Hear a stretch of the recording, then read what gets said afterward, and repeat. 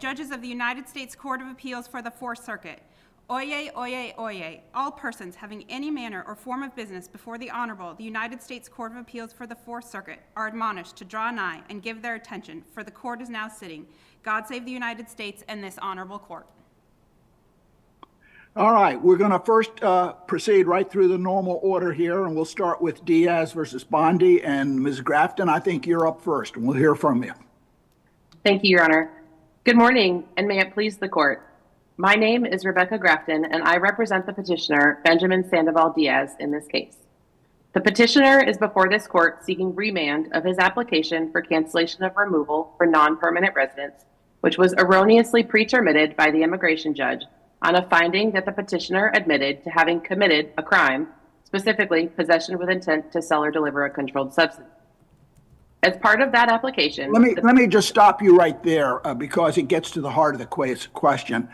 You phrased it as he had admitted to a crime, and I think the statute says he would admitted to conduct which constituted a crime. He can admit to a crime too, but I think there's also provides that he can admit to conduct which constitutes a crime. And of course, that's what happened in this case. Your Honor, the judge held that he admitted to acts that constitute the essential elements, which would be what the statute reads under 1182. Right. And I think that's a critical part of this case is the essential elements of the underlying charge. We would argue that for two reasons, the immigration judge erred in his finding. One, in that he failed to comply with longstanding board case law from the 1950s that has still stands as true from matter of K, requiring that the petitioner be provided with each essential element of the crime and admit unequivocally to each essential element of the crime in order to fall within the category of persons described under 8 U.S.C. 1182A2. And here, it's clear. Let me ask you on that. Originally, one of the aspects that had to be admitted was the actual crime. And a subsequent case deleted that element. I think it was maybe K, Enrique K or whatever, deleted that element. In doing so, they left in the elements aspect, and which is a little makes it a little ambiguous. But if you go to the statute, the question, it seems to me, that we have to address is whether he admitted to conduct that constitutes a crime. And the IJ was very well aware of that in this. But moreover, in this case, the IJ questioned him about the record, the 21 pages or so that were put in, and showed the charges and the elements of the crime and what he pleaded guilty and all that stuff. And so there was no mystery to him what he was being charged with and the elements he was being charged with. But I think the statute only requires factually that the court find that his conduct violated the law, and that the IJ, as a matter of law, would have to determine whether that conduct violated the crime. It does not require that he admit to a crime, appreciating that it was a crime. Respectfully, Your Honor, 1182A2 offers three ways that a petitioner would fall under that statute. One would be if they were convicted of a crime, which it's clear he was not here. Two would be as if he admitted to committing a crime itself, which he never did, and the immigration judge nor the BIA made that finding. Or this third prong, which is what's before this court, is did he admit to acts that constitute the essential elements of the crime? So I'm sorry, counsel, I thought, and I want to make sure I understand your argument. Actually, maybe you have two arguments. But I thought your first argument, at least, was almost put to one side. This is what the statute requires. But on top of that, the board has layered it says it's not required by statute, but in our discretion, we have a policy that requires, even if all you're admitting to is the acts that constitute the elements, you need the warnings. You get a clear explanation of what those elements are, exactly what it means to say, for instance, yes, I possess drugs, which, you might think it's enough that they were in your house. It turns out that's not enough. So, and the board, gave a very careful assessment, even after you no longer had to admit to the legal conclusion and now only to the facts, the board rejected the services argument that the warnings or the explanations were no longer required, and they said, you still get them. And I thought your position was the board just departed for no reason from that policy in this case. That's correct, Your Honor. That's the first of the two positions that the petitioner is setting forth before this court. The first is that this case of matter of K, which is valid case law that was binding on the immigration judge, requires that in order for him to find that the petitioner fell within the classes of persons described under the statute, he would have to be given the essential elements in an understandable manner, and he would have had to admit to each and every element. The first case on this point was actually from 1945, which was matter of J. And while the respondent in their brief seeks to quibble about the facts underlying matter of K, where the admission happened, matter of J, the first case on that is actually very similar to what we have here. It was a special inquiry officer that was asking the petitioner in that case, or the respondent in that case, whether he had admitted or whether he had committed a crime, and he admitted the elements at that point. And so matter of J was the initial case that created this policy, as Your Honor called it. A matter of EV is the case that comes in after the change in law and says, no, this is still the policy. The only thing we're taking out is the part of the statute that was removed, which is that final legal conclusion. And then we have matter of GM and matter of K, which is the final word from the board on this case. Is matter of K, these protections stand. This is what it means to admit to having committed the essential elements of a crime. And matter of GM actually goes to the point that Judge Niemeyer had raised earlier, which is, okay, well, did he commit the act? And if he committed the act, then did the judge properly find? And matter of GM rejects that specifically. It's a case where the respondent, in that case, the foreign national, had admitted to perjury, but he never admitted the essential element of being under oath. And so even though it was clear from the record in matter of GM that he was indeed placed under oath, the board rejected the fact that he'd admitted to committing perjury because he didn't admit that key detail. And in this case, the key detail, the key element, is the identity of the substance. And while the immigration judge in his colloquy with the petitioner uses the naming convention of cocaine, much as the police department does in their police report, the actual, what should have been used is a clear baggie of a white powdery substance that was never identified in accordance with the record. Had the immigration judge gone through the matter of K and matter of J colloquy with the petitioner and gone through each essential element, he would have asked the direct question, what was the identity of the substance? Or are you aware of what the identity of the substance was? And we might not be before this court had that question been asked.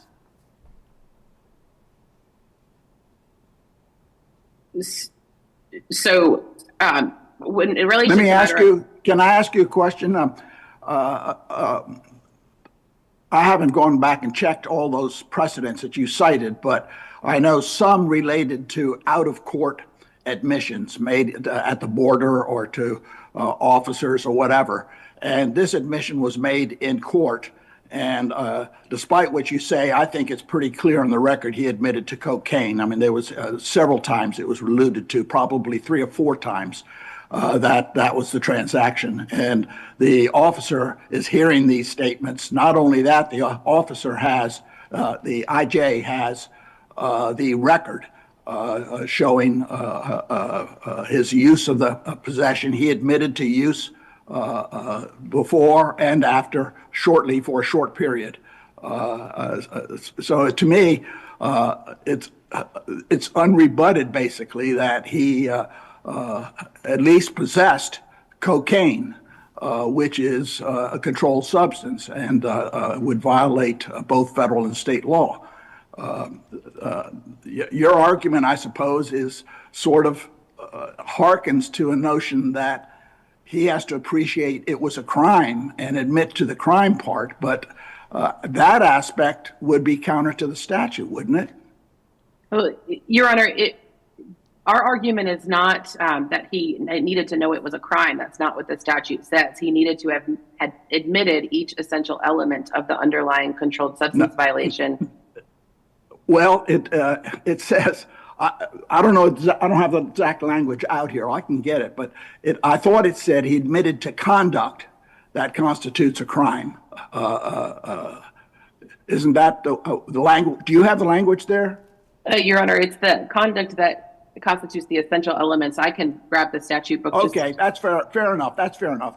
And it seems to You're me, talking about a yes. federal crime distantly or a possible state crime as an alternative. What's the case say about that?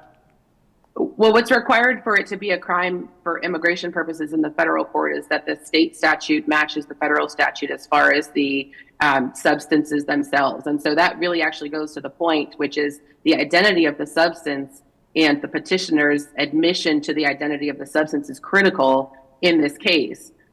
If the petitioner admitted to the identity of the substance, we might be in a different place and only arguing about whether matter of K should have been applied by the immigration judge. However, State v. Ward is the North Carolina case, and there's several cases after that that discuss what constitutes enough evidence to establish the identity of the substance. But the identity of the substance itself is critical. And while the respondent in this case seems to point to other parts of the record, the police report that he was indicted by a grand jury, the Board of Immigration Appeals relates to a plea, which a plea is a completely different situation than what we have here. And so in no way does the record show that the petitioner was ever presented with the essential elements, which include the identity itself of the substance. But he admitted to everything on the witness stand in the presence of his lawyer, what you have. That's an uphill battle, it seems to me. I understand, Your Honor. I think under a matter of K, however, the protections were just not in play. The immigration judge would have been required under the Board of Immigration precedent case law that he was presented with the essential elements, each and every essential element, in an understandable way, and he needed to admit to each and every element of the crime, and he did not do that. If I understand the facts in this case, there was a break in the proceedings, and there was an issue about the nature of his conduct and his crime, and the immigration judge subpoenaed the state records, and they got, 21 pages of state records documenting the investigation, the reports, the charges, the deal, and what the officer said, all of these things. And the petitioner here saw all that and was questioned about those records. And so here we don't have a situation, we have a situation where he's been charged with a crime under state law for buying, possessing, and selling cocaine. And it seems to me there's a zero chance that he didn't know what was at issue here. That was the whole purpose for the last hearing, is to look at this record and ask him questions about it. And I don't understand why we can suggest that in some way, because the IJ didn't say, the elements of North Carolina crime are as follows, even though the elements are right there in the record and he's being questioned about them with his lawyer. The court found that the facts were admitted and that those facts as a matter of law constitute that violation.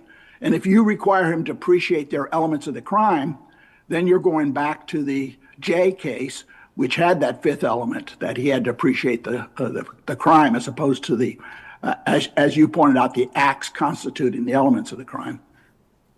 Well, Your Honor, the petitioner's argument is not that he never admitted to the crime. The petitioner's argument is that he did not admit one of the essential elements of the crime, which was the identity of the substance. And I understand that the immigration judge uses this word cocaine while he's describing this white powdery substance. But if you look at the record itself, the petitioner had this white powdery substance in his possession for 4 hours, according to his own testimony and according to the police report. If I was holding a bag of a white powdery substance in front of you, Your Honor, and you asked me whether it was or wasn't cocaine, I may not know the answer to that, depending on where I got it from or what the history of the substance was, which is why we have this whole long line of state cases in North Carolina about when there is enough evidence on the record to establish the identity of the substance itself.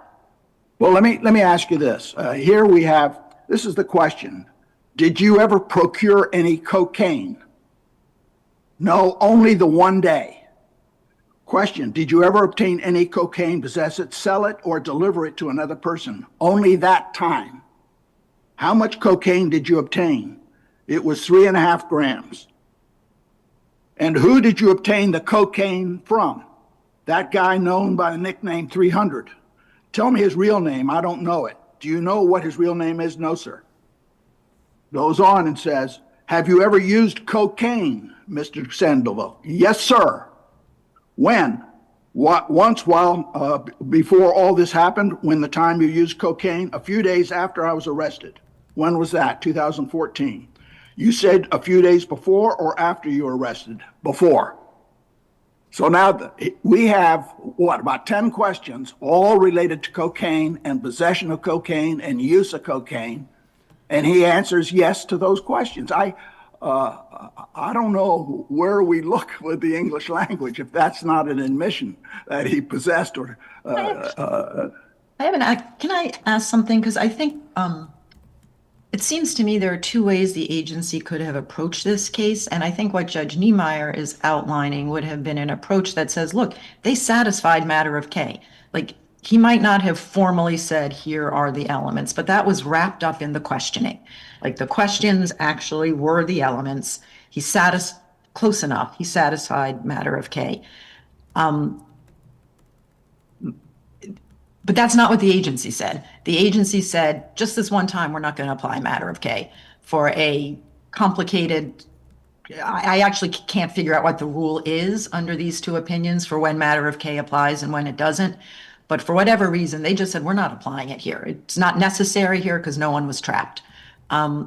Those, to me, seem like two different approaches. And I don't know that we are at liberty to adopt the first one because it's not what the agency said. I mean, that's something the agency could do on remand, I guess, but it's not, they didn't say this satisfies matter of K in substance. They said, we just don't think matter of K applies here. I see that I'm out of time, but may I answer the question briefly? Yeah. Sure, of course. Thank you, Your Honors.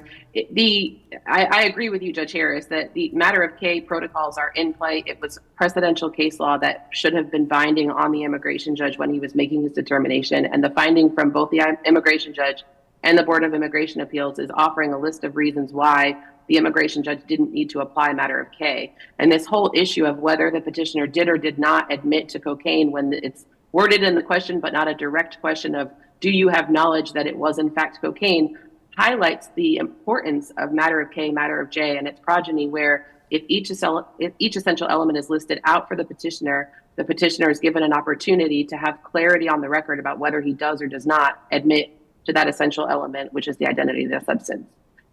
Thank you, Your Honors. Thank you. All right, Mr. Badera, we'll hear from you. Thank you. Thank you, Your Honors. Good morning. This is Samar Badera representing the respondent, U.S. Department of Justice, Office of Immigration Litigation. May it please the court. The agency correctly found in this case, Your Honors, that while testifying in immigration court, the petitioner admitted having committed the essential elements of a controlled substance violation, therefore rendering him ineligible for But to cancellation. do that, right, the agency also found matter of K does not apply in these circumstances, and that's why it wasn't necessary to go through the explanation. And I will tell you my central concern about this case, and I want to give you a chance to respond. I don't think it is possible to read matter of K as anything but what we call a prophylactic rule. Matter of K says you have to give this explanation in every case. We are adopting these rules for the purpose of ensuring that the alien would receive fair play and to preclude any possible later claim by him that he had been unwittingly entrapped into admitting the commission of a crime. That's a prophylactic rule. Give it in every case because we don't want to have exactly this kind of fact-specific conversation in every single case about when we look at all of the circumstances, was he entrapped or not? It's a prophylactic rule. And then the agency just turns around in this case and says, no, it's not. All matter of K requires is that nobody be entrapped. And when we look at all of the circumstances, we don't see entrapment here. And I cannot for the life of me figure out how that can be deemed a interpretation of matter of K versus just a change in policy. And the agency can change this policy, but not in a one-off BIA opinion. If it wants to change it, it can explain why it is changing its policy. It can adopt a new authoritative construction of what is required in these cases. But this is just a one-off ad hoc, never mind, we're not applying matter of K. And that is my concern. Your Honor, respectfully, if I may address your point, I I take your point. I understand what you're saying. I do respectfully disagree with as to what the agency found. I really think if you read the decision, the agency properly reasoned that the procedural safeguards under matter of K are certainly required in some context. The context of matter of K is absolutely important here. It was certain out-of-court admissions absolutely require these procedural safeguards that the board, laid out in matter of K, but only in the context of, first of all, the government meeting its burden to establish removability, and more broadly, it makes it clear. Can you tell me, point me to language in matter of K, matter of J, EV, that says this rule only applies when the burden of proof is on the government? I would say, Your Honor, that the context was the fact in those cases. Right, but once you're introducing a prophylactic rule, I mean, Miranda is like the most obvious example. We know what the facts were in Miranda, but once you say you have to give this explanation in every case, I don't see how you turn around and say, well, not if the facts aren't the same. Like, that's the whole point of a prophylactic rule. Again, Your Honor, I do take issue respectfully with the prophylactic rule. I think the concept is for certain out-of-court statements cannot be used to justify subsequently later for the government to use those out-of-court statements to then, so to speak, entrap or spring upon a petitioner that, oh, hey, by the way, you're removable from the country, right? The idea is to protect a petitioner from potentially falling into this situation where they're unwittingly entrapped or don't receive some kind of fair play. Now, that was the context in matter of K and its progeny. But the board is well within its rights to clarify that in those contexts, that those procedural safeguards should apply. But here, the context is literally the exact opposite. You're not out of court, you're in court, you're with an attorney, and you're seeking to establish your eligibility for relief. The government has already established, separate and apart from your criminal history, that you're removable. So we're well beyond that. We're now in the stage where the petitioner is proactively, voluntarily making statements with an attorney under oath directly before the trier of fact, the immigration judge, and trying to establish that he deserves the immigration benefit that he's applying for. Can I ask you just a factual question? I do appreciate your argument. So your point is, no, this is a reasonable interpretation. We should get some deference. Can you tell me, just as a factual matter, so is it now the agency's position and practice that in all cases where the petitioner has the burden of proof, the matter of K explanation is not given? Because that also does not seem to be consistent. I mean, is this opinion good for this case only, or is it your understanding that this is now consistent agency practice, that matter of K explanations are not given? And I think it would be, do all the things have to be present? It's a lawyer, you have the burden of proof, and shoot, there was a third thing. The out-of-court statement. I think the main thing was in K, and this is what the what the board said, the BIA said, is that matter of K is a protection applicable to out-of-court statements. Okay, is that the agency's consistent position, matter of K is no longer provided in the context of removal proceedings? Because that is not my understanding. There are cases out there applying matter of K to removal proceedings. So what is the agency's practice now?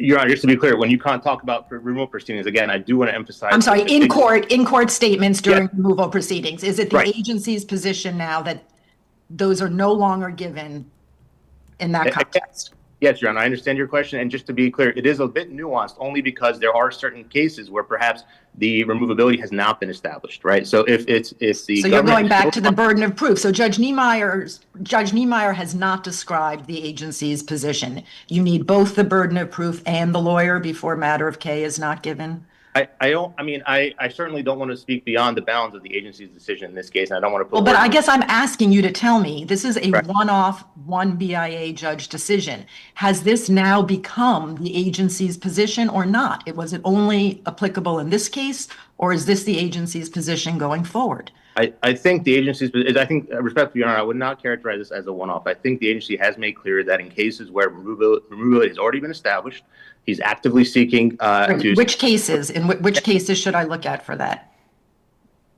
Your Honor, I'm simply saying that in this case, the board has clarified that. And Your Honor, I just want to say that, I mean, in terms of line of cases, I appreciate that the matter of K and the progeny of it from around 70 years ago, which is still good law, to be clear, it is in a specific context that the board is reasonably within its right to clarify that the facts of this case differ. And Your Honor, I'm truly just asking a factual question. Can you just represent to me that from now on, this is agency policy? I'm not going to find out tomorrow that someone was sitting in their removal proceedings with a lawyer and was given the matter of K explanation. This is now board policy. This is what we do as a matter of practice.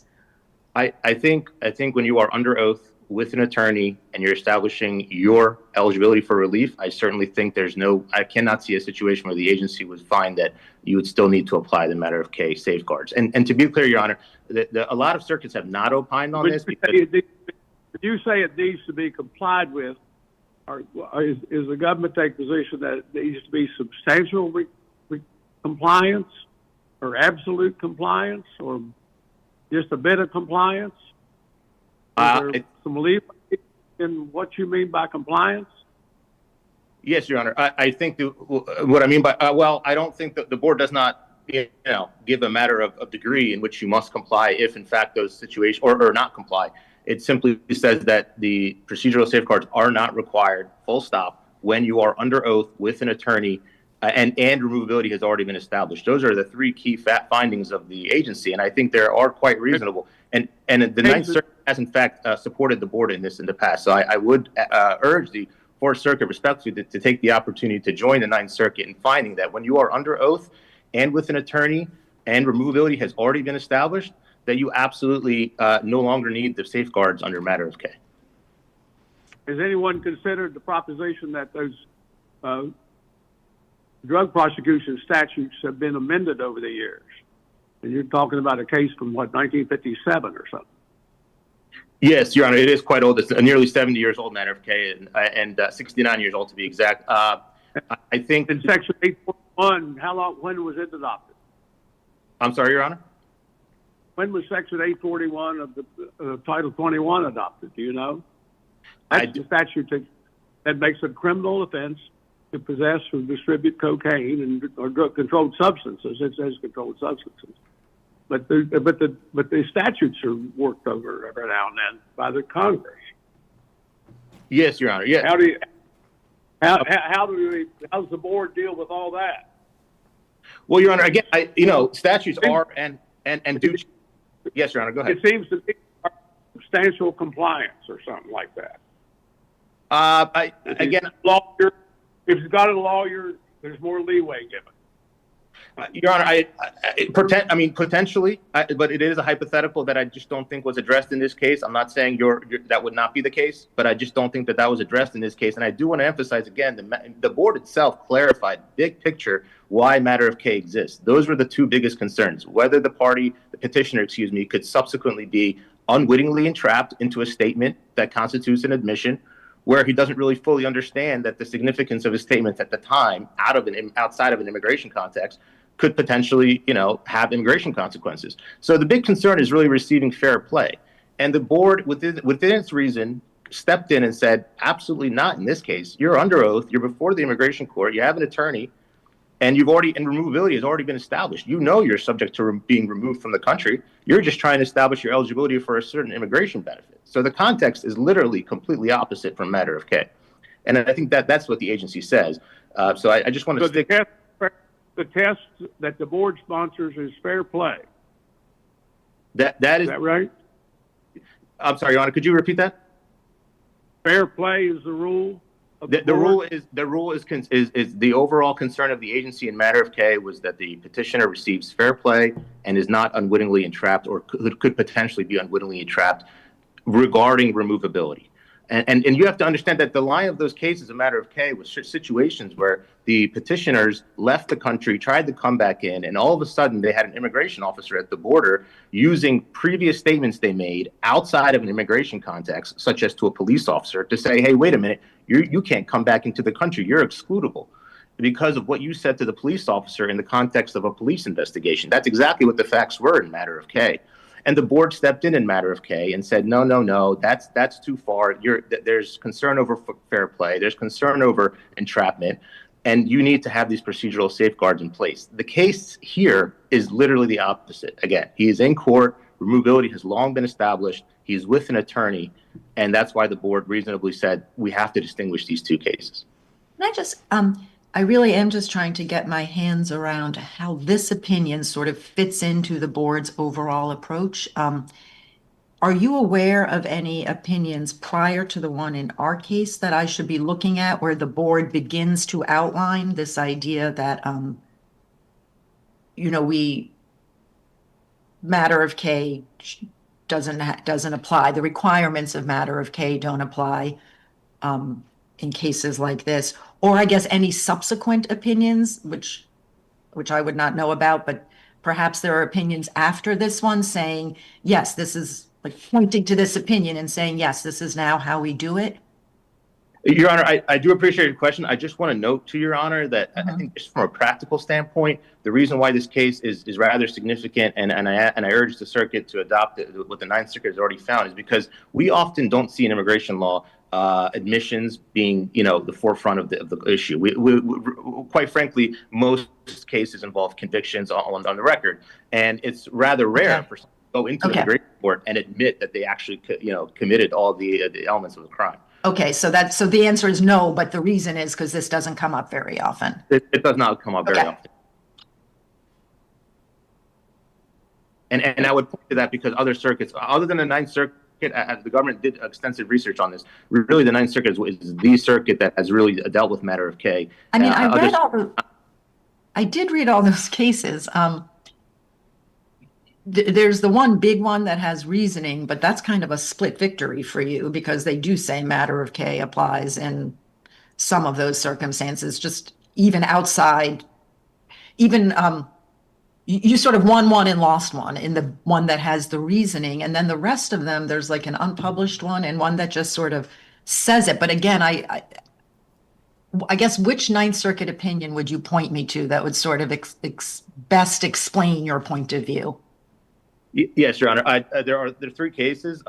With regard to being under oath and with an attorney, the Ninth Circuit explicitly supported the board in Urzua, U-R-Z-U-A, Urzua 2007.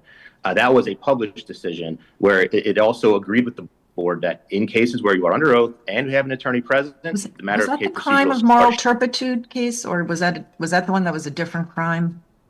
I believe that was. I believe Urzua was alien smuggling was the statute. Yeah. But it was an admission as opposed to a conviction or plea. So he simply admitted having participated or assisted in alien smuggling, and therefore the United Circuit and Urzua stepped in and said, "That's it. You're with an attorney. You're clearly under oath, and you're voluntarily making these statements. It's ball game over. You do not need the matter of K procedural safeguards." I would also point to Rodriguez, Your Honor. Yes, that was an unpublished case, but that was specifically for controlled substances, as well as an admission, not a guilty plea or conviction. Again, the Ninth Circuit said, absolutely, you do not need matter of K procedural safeguards.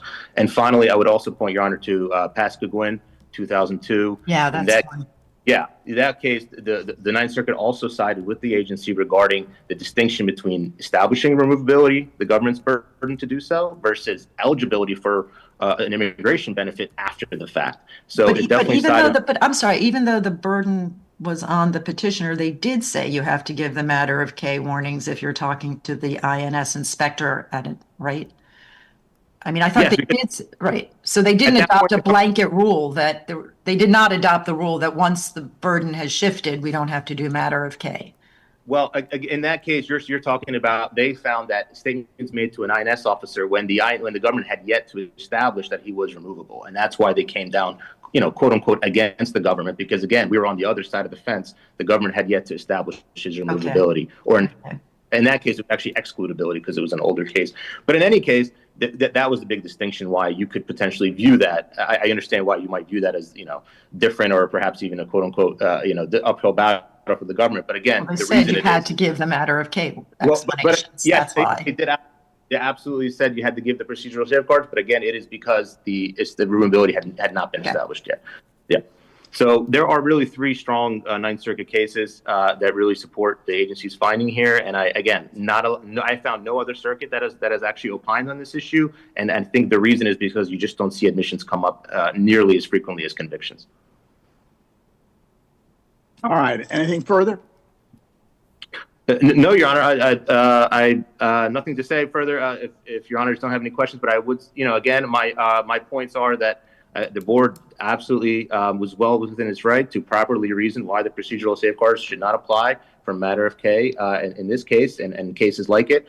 Ninth Circuit has certainly weighed in and opined. And I would just say, with regard to what opposing counsel said, I just want to clarify that there is a difference between having to admit that he knew what he possessed versus knowing that the identity of the specific substance. Under North Carolina law, the petitioner, as long as he never contests his quote unquote guilty knowledge that he knew the substance was cocaine, that is enough under the North Carolina jury instructions that don't require converting that guilty knowledge of what you possess into an essential element that must be proved beyond a reasonable doubt. So I do want to make that distinction and really hit back. And also, last thing I will say, Your Honors, is to support that the record is, as Your Honor noted, it's full of examples. There's at least 13 references to the specific substance being cocaine, including one time by the petitioner himself when the immigration judge asked him why he thought the security guard would know where to get the cocaine. He responded, the petitioner, because the owner of the car, his client, told him that he was in the cocaine business. So that is straight out of the petitioner's own mouth, to be explicit about it. He clearly had 13 instances of the word cocaine going back and forth in his exchange with the immigration judge. So I just don't see any way petitioner could wiggle out of knowing that, in fact, the substance was cocaine in this case, based on his own admissions. And nothing further, Your Honors. Thank you. All right. Thank you. We'll hear from you, Ms. Grafton. Thank you, Your Honor. First, I'd like to go back and answer a question that came up a while ago that I checked on during respondent's argument. 1182A2 does specifically state that it is someone who admits committing acts which constitute the essential elements of the crime. And so the elements are a key point in that. Yeah, thank you. That's what I remember. I use the word conduct, but it's acts and which constitute the crime and the elements of the crime. The elements. Yes. And the IJ found that the facts were and constituted the elements, and the BIA affirmed that. The real question was whether some of the other procedural aspects of in matter of K were followed, and the BIA explained why it thought matter of K was required in quite a different circumstance. Out-of-court statement involving deportation and where the burden was, and the court said that it was distinguishable, that principle. That's the word they used. I understand that's what the BIA decided in this case, Your Honor. However, respectfully, the BIA only discusses matter of K itself and the facts of matter of K. And as Judge Harris was discussing with opposing counsel, matter of K certainly were statements made to a police officer out of court. However, matter of J, which is the initial case that brought up these protections, was questions that were being asked by an inquiry officer when someone was seeking admission to the United States. And so much more akin to court proceedings, similar to matter of EV and matter of GM. And so while matter of K may have this slight distinction about where this admission came from, there's nothing in the case law that says it should be limited to that. The language from matter of K specifically states that the rules were promulgated not based on any specific statutory requirement, but were adopted for the purpose of ensuring the alien would receive fair play and to preclude any possible later claim by him that he'd been unwittingly entrapped into admitting the commission of a crime. And I think that goes to the point of burden of proof. This was an application for relief versus removability, but matter of K does not make any difference related to that. It's just making sure these protections are in play before someone is saddled with having admitted to committing a crime or the essential elements of a crime, which the back and forth here about whether he did or didn't admit to the substance being cocaine is precisely why matter of K is so critical. Had the elements been laid out and had he been directly asked the elements, we wouldn't be here arguing about whether the judge's naming convention of calling it cocaine, similar to the police report calling it cocaine, but not actually having identified that substance. Would you agree that the fair play concern for entrapment would be addressing the immigration personnel in picking the man up or interviewing the man or what other pre-court process? But entrapment could hardly be an issue when the man sits in court under oath with his own attorney and he testifies to questions by the IJ. That's not entrapment, could ever be, could it? Your Honor, I would argue that it is unwitting entrapment for the immigration judge to continuously call it cocaine without ever asking him directly if it was in fact cocaine. The record showed it was cocaine. He had his lawyer sitting there beside him. He had his lawyer with him, and I don't know how you discount that fact. This guy's represented by counsel. Yes, Your Honor, and I understand that the respondent in this case argues that Urzua makes that mention that in that case the petitioner was represented by counsel, but matter of K, matter of J, and the whole line of cases make no mention about whether a petitioner is represented or not when they're having that colloquy about admitting the essential elements of the crime. The respondent here relies heavily on Urzua Covarrubias. However, as Judge Harris pointed out, this was an alien smuggling case, very different than what we have in front of us here. In that case, it all goes down to 1101F, which is good moral character, which is the issue here. In our case, 1101F is at issue because of 1182A2. If petitioner falls within that statute, then he cannot meet good moral character under 1101F.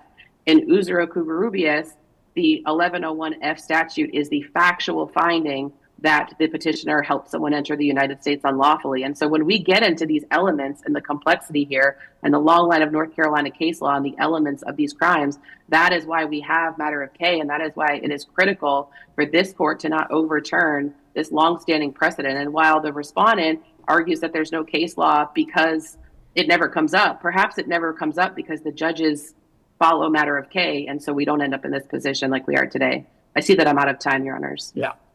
Well, thank you, Ms. Grafton. I also want to note that you have interjected a wonderful hope with your cherry blossoms behind you.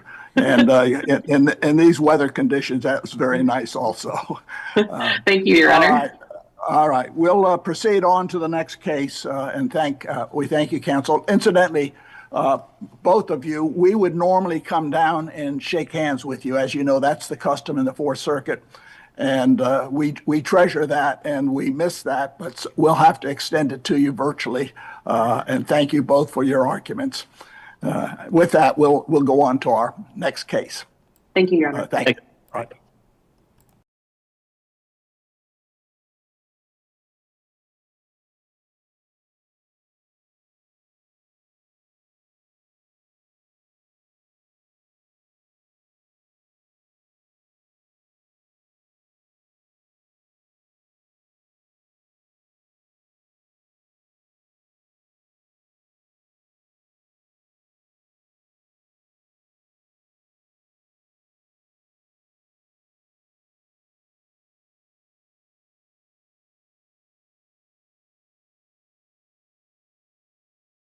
First. Thank you, Your Honor. Good morning. May it please the court, Mary Larkers, appearing on behalf of the United States. This court should reverse and vacate the district court's sweeping declaratory judgment, which allows even dangerous criminal aliens to remain in the United States despite their final orders of removal. This court should do so for three primary reasons. First, plaintiff's claims are barred by Section 1252G. Second, the class-wide coercive declaratory judgment runs afoul of Section 1252F1. And third, plaintiffs who all have final orders of removal lack any right to remain in the United States. So, turning first to Section 1252G. Section 1252G provides that bars any cause or claim arising from, as relevant here, any decision or action by DHS to execute a removal order. Plaintiffs here challenge the execution of their removal orders. They challenge DHS's decision to execute their removal orders while they pursue a provisional unlawful presence waiver. Under the Supreme Court precedent and under this court's precedent, plaintiffs' claims plainly arise from the execution of their removal orders. Well, and their claims. We adopted this rule in Bowrin, that a challenge to a discretionary decision to remove someone is barred under that language. But we said that 1252G does not bar review of questions of pure law going to the authority to do this removal. So why isn't that what we have here? Well, that case is an opposite for a few reasons. First, I believe it was pre-Real ID Act. I think I discussed that in my brief. Second, this court's decision in McCoy is what controls here, right? This court's decision. McCoy before, wasn't it after Bowrin? What was the sequence there? Your Honor, I can't really remember off the top of my head right now. I thought Bowen was before McCoy. I think that's right, and so that's the one that controls to the extent. Go ahead. But I think Bowen, and I'll check on during opposing counsel's argument. I think Bowen was also pre-Real ID Act. The decision here that the government believes controls is McCoy. In McCoy, this court looked at the language of Section 1252G and held that, read naturally, the word any means any cause or claim. So this discretionary versus non-discretionary dichotomy that plaintiffs raise is contrary to the plain language of Section 1252G. And we know that not only because of this court's decision in McCoy, but also the Supreme Court's recent decision in Patel versus Garland, where you have a similar provision that talks about any decision or action. And the Supreme Court there said, again, the word any means any. And even though the government in Patel versus Garland was arguing, actually, it is limited to this is limited. It doesn't include, it is limited to discretionary decisions. The Supreme Court rejected it. The Supreme Court said, no, any means any. It's not limited to discretionary decisions. And even though that provision did have some support for the position that it's limited to discretionary decisions, the Supreme Court says no. Here we don't have the language, that corresponding language in Section 1252A2BI. We have Section 1252G, which is even more clear than the provision in Section 1252 Patel versus Garland was looking at. This section is entirely clear that it bars any cause or claim, and any sort of exception to that would be contrary to this court's decision in McCoy. And contrary. Can I just ask you a hypothetical? What if, on this reading of 1252G, what if we were to issue a stay of removal and then an immigrant was removed anyway, and he wanted to come into court and say, you lacked lawful authority for this removal? You would say there's no jurisdiction for us to hear that case, right? That would be the government's position. However, okay.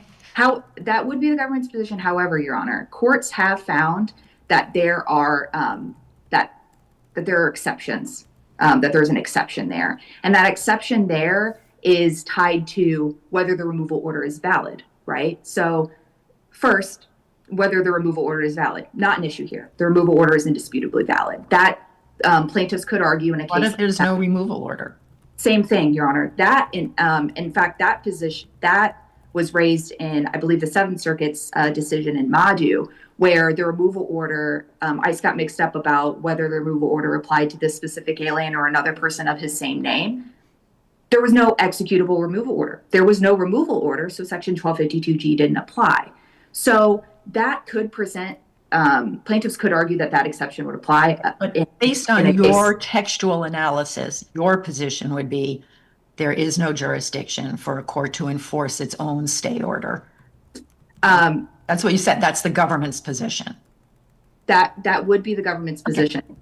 Yes, but that does not mean that case and this case are similar, or that I understand it's a different case. I'm just trying to test the limits of your position. And yes, there are no limits to your position, although, as you point out, other courts have rejected such an unlimited position. Yes, and right, and there are additional consequences to not following court orders, which to include sanctions, to include monetary sanctions. So it's not that it's not that G doesn't precludes all consequences from flowing from a situation like that, Your Honor. And certainly, it's very different from the case at hand. Here, we have final orders of removal that are indisputably valid, that have not been stayed by any judicial body, the immigration judge or an Article III judge. And plaintiffs say that their claim that their final orders of removal cannot be executed. And every court of appeals to have addressed a similar question to this has said that those claims are barred, even in the face of plaintiffs seeking other immigration relief that they're entitled to. For example, in EFL, the plaintiff there was seeking relief under the Violence Against Women Act. She could have been a lawful permanent resident if she was not removed. The court held Section 1252G applies. And here, plaintiffs aren't even seeking to become, they're not even going to become lawful permanent residents at the end of this 601A process, right? They're just seeking a waiver. They have to go through a whole other steps to become a legal permanent resident. So courts have consistently found, and in fact, 2 courts of appeals have already held that these precise claims are barred by Section 1252G. So there's no need to test the limits of Section 1252G in this case. The court simply needs to reaffirm its decision in McCoy, say that any means any here. In this case, with these facts, Section 1252G bars this claim, and it would be monumental for this court to create a circuit split here on these precise claims that have already been addressed by 2 courts of appeals, the 11th Circuit and the 3rd Circuit Court of Appeals. Can I ask you? Well, actually, you should probably be able to move on to the rest of your argument. Go ahead. So that's the first question. If the court rules in favor of Section 1252G, in favor of the government on Section 1252G, the court doesn't need to get into Section 1252F1, but it is the government's position that the declaratory judgment here, which is coercive, which is class-wide, which is untethered to the facts and circumstances of each individual alien's case, runs afoul of Section 1252F1. It's important to note that the government does not contend that Section 1252F1 bars all class-wide declaratory relief. And if this court is looking for a test to apply, where's the line between restraining Section 1252, restraining the operation of the statutes listed in Section 1252F1? The court can look at the cases cited in the brief, Mendoza-Martinez, which looked at a similar legacy INA statute using the word restrain. The court said, said that the declaratory judgment there didn't run afoul of that section, but said, well, let's look at the purpose, right? Does it allow a single judge to paralyze an entire statutory scheme? That's a good question. It certainly does here. The declaratory judgment here is coercive. ICE really has no choice but to comply with it. If an individual alien went into court, they would only have to prove that they're a class member and they would immediately be entitled to relief. After that relief would be issued, ICE would be very arguably subject to EJA fees. It absolutely paralyzes the statutory scheme as applied to an entire class of aliens. ICE cannot detain or remove any of these class members. Counsel, just because I know your time is so limited, I wonder if before we get to relief, we could talk about the merits a little bit. Sure. And I guess one question I have about this case, and I am hoping that both you and your colleague can be helpful to me on this. It seems like there are 2 sort of different claims kind of floating around here. And one would be that, and I understand your argument on this point, that it is unlawful to detain and remove a non-citizen once they have initiated this process, and that the government does retain the right to remove people despite the fact that they are in this application process.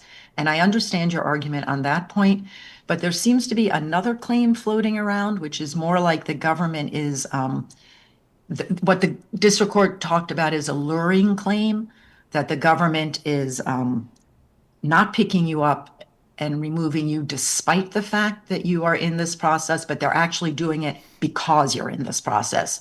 Once you start this process, that's when they target you. They go to your proceeding in the USCIS building, and they pick you up at your interview. And those seem like two distinct claims to me. And I would be interested in your view as to which of those claims is in front of us, what is happening here. Well, you're right. The district court didn't really differentiate those claims very well, and certainly didn't differentiate the relief based on each one of those claims.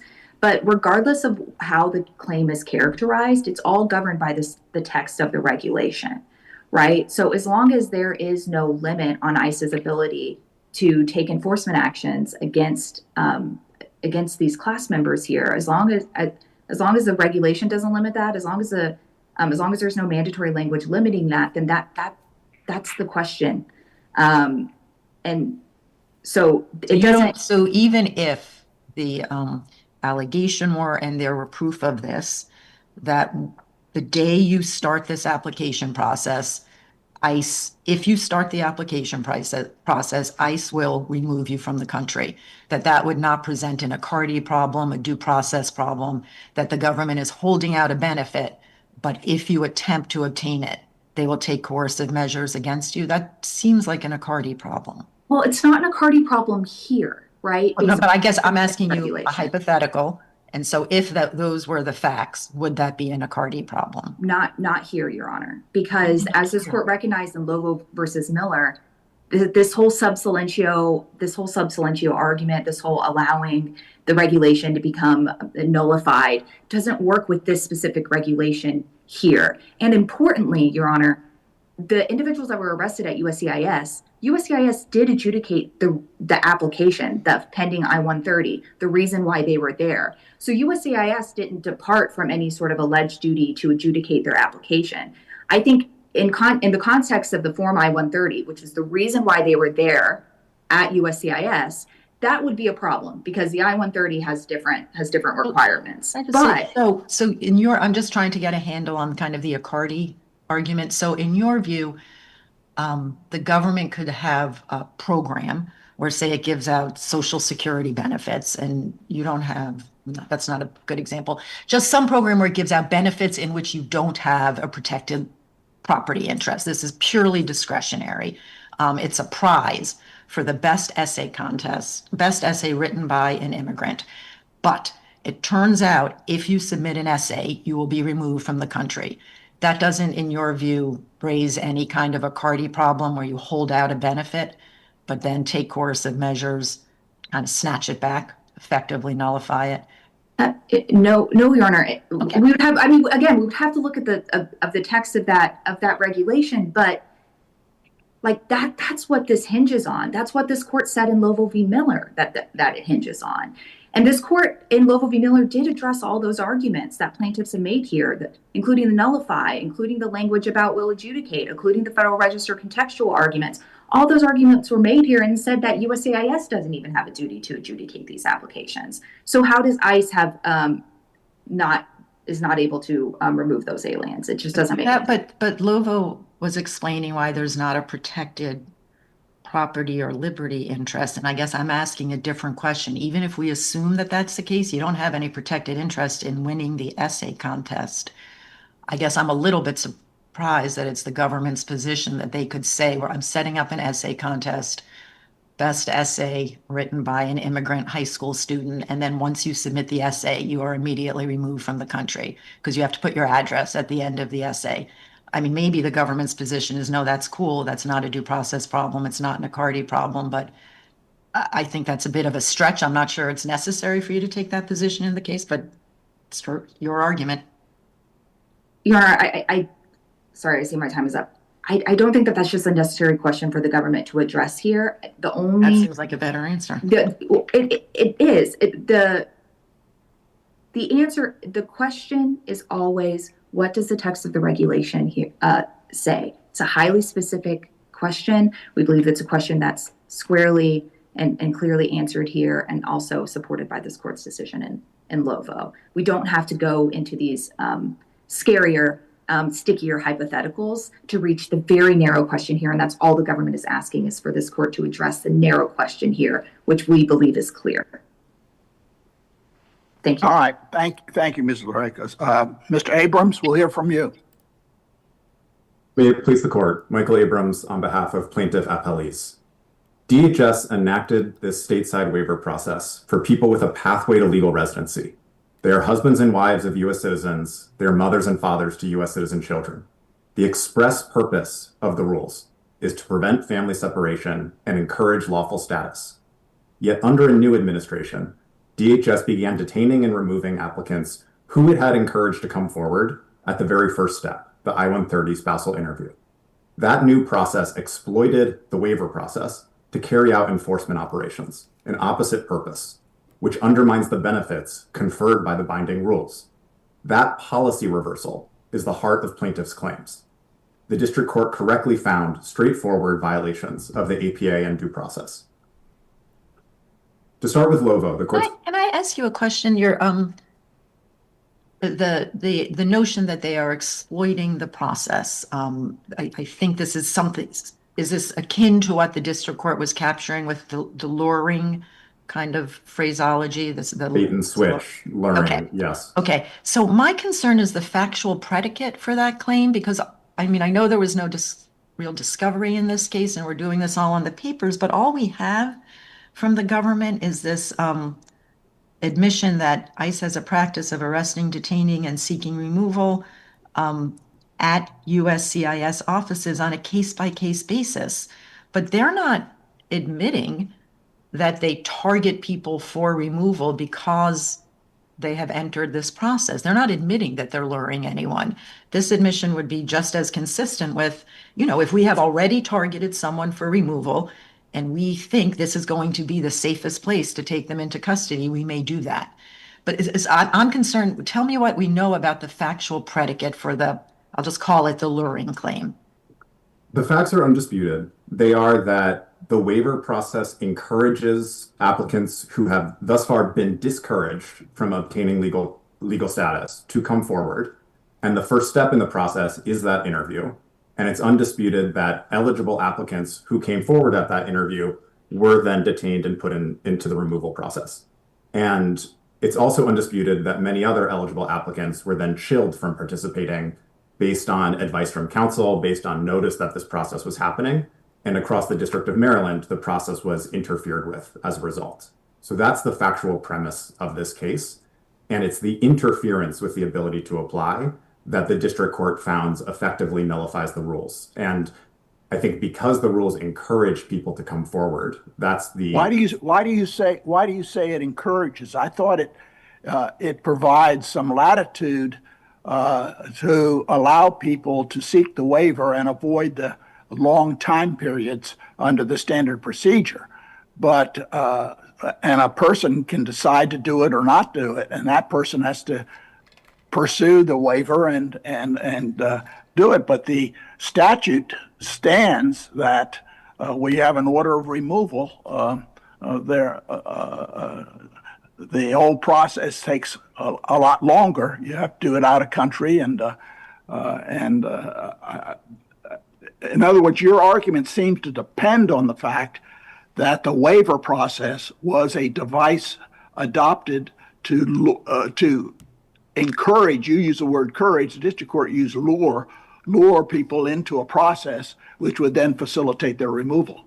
And I'm not sure you get that from just the face of the regulation. There are no facts outside that. Your argument derives solely from the fact that the regulation exists and the waiver possibility is offered. But Your Honor, the regulations don't exist in a vacuum. In 2013, DHS was solving a policy problem. And when you read the rulemakings, which are binding on the agency, they explain the policy problem they're solving, which is that there are undocumented people who could obtain legal status, but they're not because they'll be subject to family separation. And these rules are designed to solve that problem.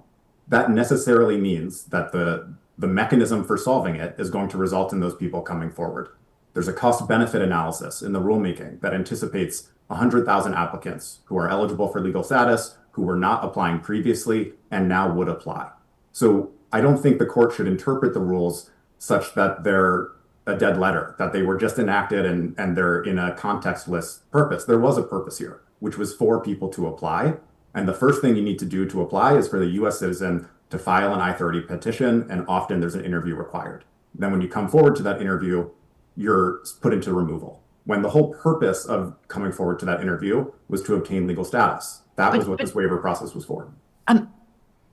Again, just on the factual predicate, we know that some immigrants, when they come forward, were detained at their I-30 interviews. Do we know that all of them were? No, all of them were not. Okay. Some were, and others were chilled. And they're, again, undisputed. They put forward declarations that they were told by their immigration lawyers that people who are coming to these I-30 interviews who are eligible for the waiver are being put into removal nonetheless. And they decided not to come and not to participate in this process based on that new practice that DHS was engaged in after enacting these rules. It's, I think, helpful to zoom out to the state of the law prior to the rules, which is that this waiver existed. Congress created the waiver, but to even apply, you had to depart the United States. And it could take months for your application to be resolved. You would trigger the inadmissibility bar either way when you leave the United States. Was there a question, Judge King? I'm sorry. And that created... Right? Prior to 2013. Prior to 2013, prior to these rulemakings, you had to depart the United States to apply. And according to DHS itself in the rulemakings, it could take over a year for DHS to resolve your application. So even if your waiver was going to be denied at DHS's discretion, you'd be subject to family separation for a year while your application was pending, and then the inadmissibility bar would kick in. So the regulatory benefit that's being conferred here is not necessarily that you're going to get this waiver. The plaintiffs are not claiming they have a right to the waiver. Their claims do not go to the ultimate merits of their waiver applications. And the remedy the district court granted does not go to whether they will ultimately receive waivers, but it's the ability to apply while remaining in the United States. That was the benefit conferred. And it's a benefit on the applicants as well as the US citizens who are their children and their family members. The rules explicitly are saying this is a benefit for US citizen family members to not be deprived from a source of income and from family togetherness. And so that was prior to 2013. These rules changed that in 2013 and 2016. You can stay in the United States and you can apply. They say that explicitly. The applicant may remain in the United States with his or her family until the applicant must depart for the visa consular interview. That's the last step in the process. So if the answer is that the government can in fact just remove you when you show up for the process because you have a final order of removal, then it renders the APA kind of toothless here. These were notice and comment rulemakings. They were weighed in by immigration lawyers, by advocacy organizations. Immigration lawyers gave advice to clients based on these rulemakings. They have the force of law. And the agency threw them out the window when it began to detain and remove the people it said could remain in the United States while they applied. So that, I mean, I asked your colleague this question too. It seemed like sometimes the district court was saying the problem here is that an immigrant is removed during the application process, period. And sometimes the district court was saying the problem is that they are removed at these interviews at the USCIS building. But your position is more the former, right? It doesn't really matter where they were removed, or I'm sorry, where they were picked up to be removed. Would your position be the same if the people who were actually detained at their interviews, instead of being detained then, they went about their business and 2 weeks later they were picked up at their workplaces and removed? I mean, I assume your position would not change. I'm going to answer that question, Your Honor, but I want to answer the question you posed to counsel as well. Of are there two distinct APA violations? I would say the way this case was presented, the APA violation that was presented is the arrest at the I-130 interview, which presents the clearest Accardi violation. It prevents the clearest APA violation. But the remedy the district court issued to remedy that injury, to remedy that violation, is to protect the process in general because of, two things. One, there's a practical line drawing issue. If I just protect the interview, you can be removed when you get home from the interview, and it's the same effect. And also because the regulatory process in general, that benefit is remaining in the United States while your application is being considered. So could there be another case where there's a different policy of removing applicants at a different stage that has the same effect? Yes, and there's other types of luring that could occur. Instead of the I-130 interview, the government could make a list of everyone who submitted an I-601A application and remove all of them. That would also have the effect of you applied for this benefit that we promised, and then we removed you instead of you receiving the benefit. But the violation that is presented in this case is the I-130 interview, and that's what was remedied. On 1252G, the government's argument is overbroad. The Supreme Court has said in AADC and in Jennings that it is not a general jurisdictional limitation on all claims related to deportation proceedings. The Supreme Court has said that would lead to staggering results. And I think there's a really clear analogy here if you think about the DACA program and the Supreme Court's landmark decision in DHS versus Regents of University of California, right? That's a prior administration had created DACA, the next administration rescinded it by memo, litigation results, and the Supreme Court considers 1252G in that case. The government says everyone who benefits from DACA is removable, and so this can't be litigated in the district court because 1252G. The Supreme Court easily says this is an APA case. They're challenging the rescission of the policy, and that can be brought in the district court. It doesn't go to the mere execution of a removal order. It's the same thing here. They're challenging the regulatory issue. The argument is that they undermined the APA, and that comes in the district court. In fact, it would be worse here if the government, instead of trying to rescind the policy, which the government has the right to do, it just starts removing people, contrary to its past regulations. And then let me ask you, you have various components in making your argument. Where in the statute or regulations is there an exception to the removal process? In other words, this waiver does not constitute statutorily or regulatorily an exception to the right to remove. You're sort of bridging this gap with a lot of assumptions that they're targeting a policy, but I'm trying to figure out where the policy is. I'm trying to figure out where the illegality is, where the lack of discretion is. Don't we have to start with the statute and the regulations on their face? And if you have facts to take it out, but you're arguing basically from the face of the documents and the fact that they're being arrested at a place that's convenient to arrest them. No, Your Honor. But you're imputing motives and you're imputing exceptions and you're imputing that the process can't go ahead. There's no exception. The argument here is not that it's an exception to removal. And I would point out It's not a stay for removal either. No, it's not. Every applicant here can be removed. In fact, they will execute their removal orders necessarily to obtain an immigrant visa at some point, or the government can deny their applications for the waiver, and then the government can execute their removal orders.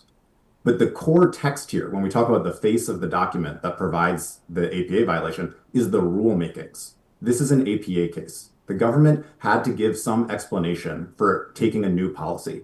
It's arbitrary and capricious to create a What's the new regulatory policy? What's the new policy? The new policy is arresting and detaining eligible applicants for a provisional waiver at their I-130 interviews. And where's that policy found?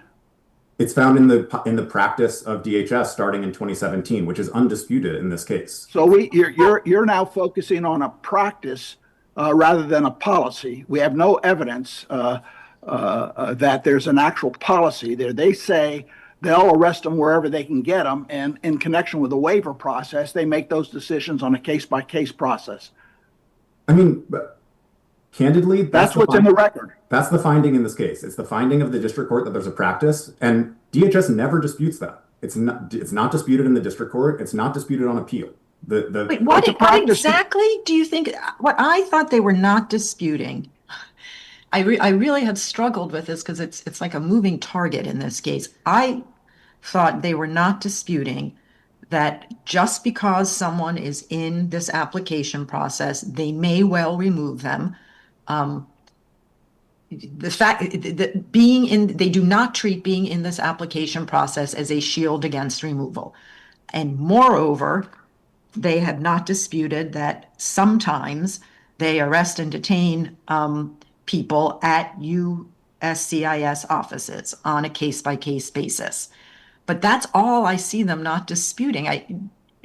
You think that they are admitting that they use this application process as a way that they target people for removal because they are seeking these provisional waivers?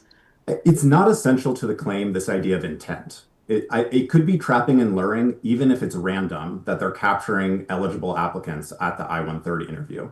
Because the prior policy, the rulemakings, is that we have applicants who are not coming forward, and because of these rulemakings, now they are going to come forward. So the crux of your claim, it really is a very location-specific claim.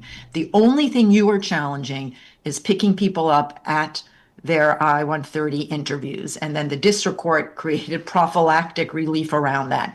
But the core claim here is the picking people up at the interviews. That's the problem. That's what happened. That's how this case presents factually. But I guess are you arguing this or are you not? Here's a proposition. Is this your position? It would undermine, nullify this regulatory regime if people could be removed while their application was pending, and therefore people should not be removed. It is unlawful under some combination of the APA and other provisions to remove an applicant while they have a pending application for a provisional waiver. I believe that is what the district court held, and I'm trying to figure out whether you are defending that part of the ruling or not. The answer is yes, and in the alternative, we don't have to, okay. Right? The answer is yes, I think the district court did hold that. I think that is correct.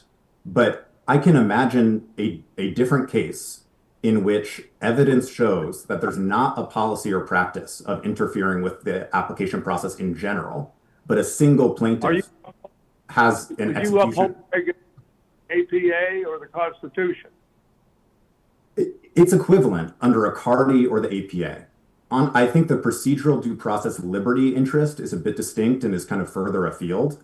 But the CARDI and the APA violation are essentially equivalent. And they're all in the alternative. They all support the declaratory judgment equivalently. But to finish my answer to Judge Harris, I would say that in theory, there's a way in which we're not saying necessarily the waiver process is a shield to removal, writ large, inherently. I agree that's not in the text. But if there's a policy or practice of denying access to the process, that violates the APA. That's a change in policy. Because you said that people could stay in the United States and apply for this waiver.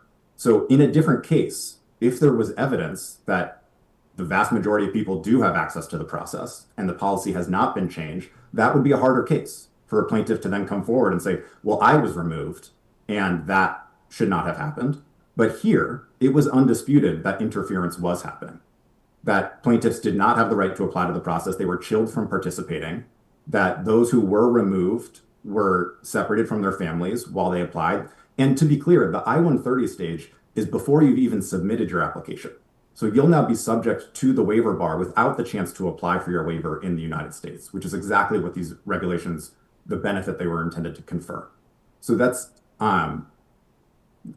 what happened here. And there could be a different case, but it's the district court did not err in finding that the regulatory process was being interfered with and then protecting the process writ large.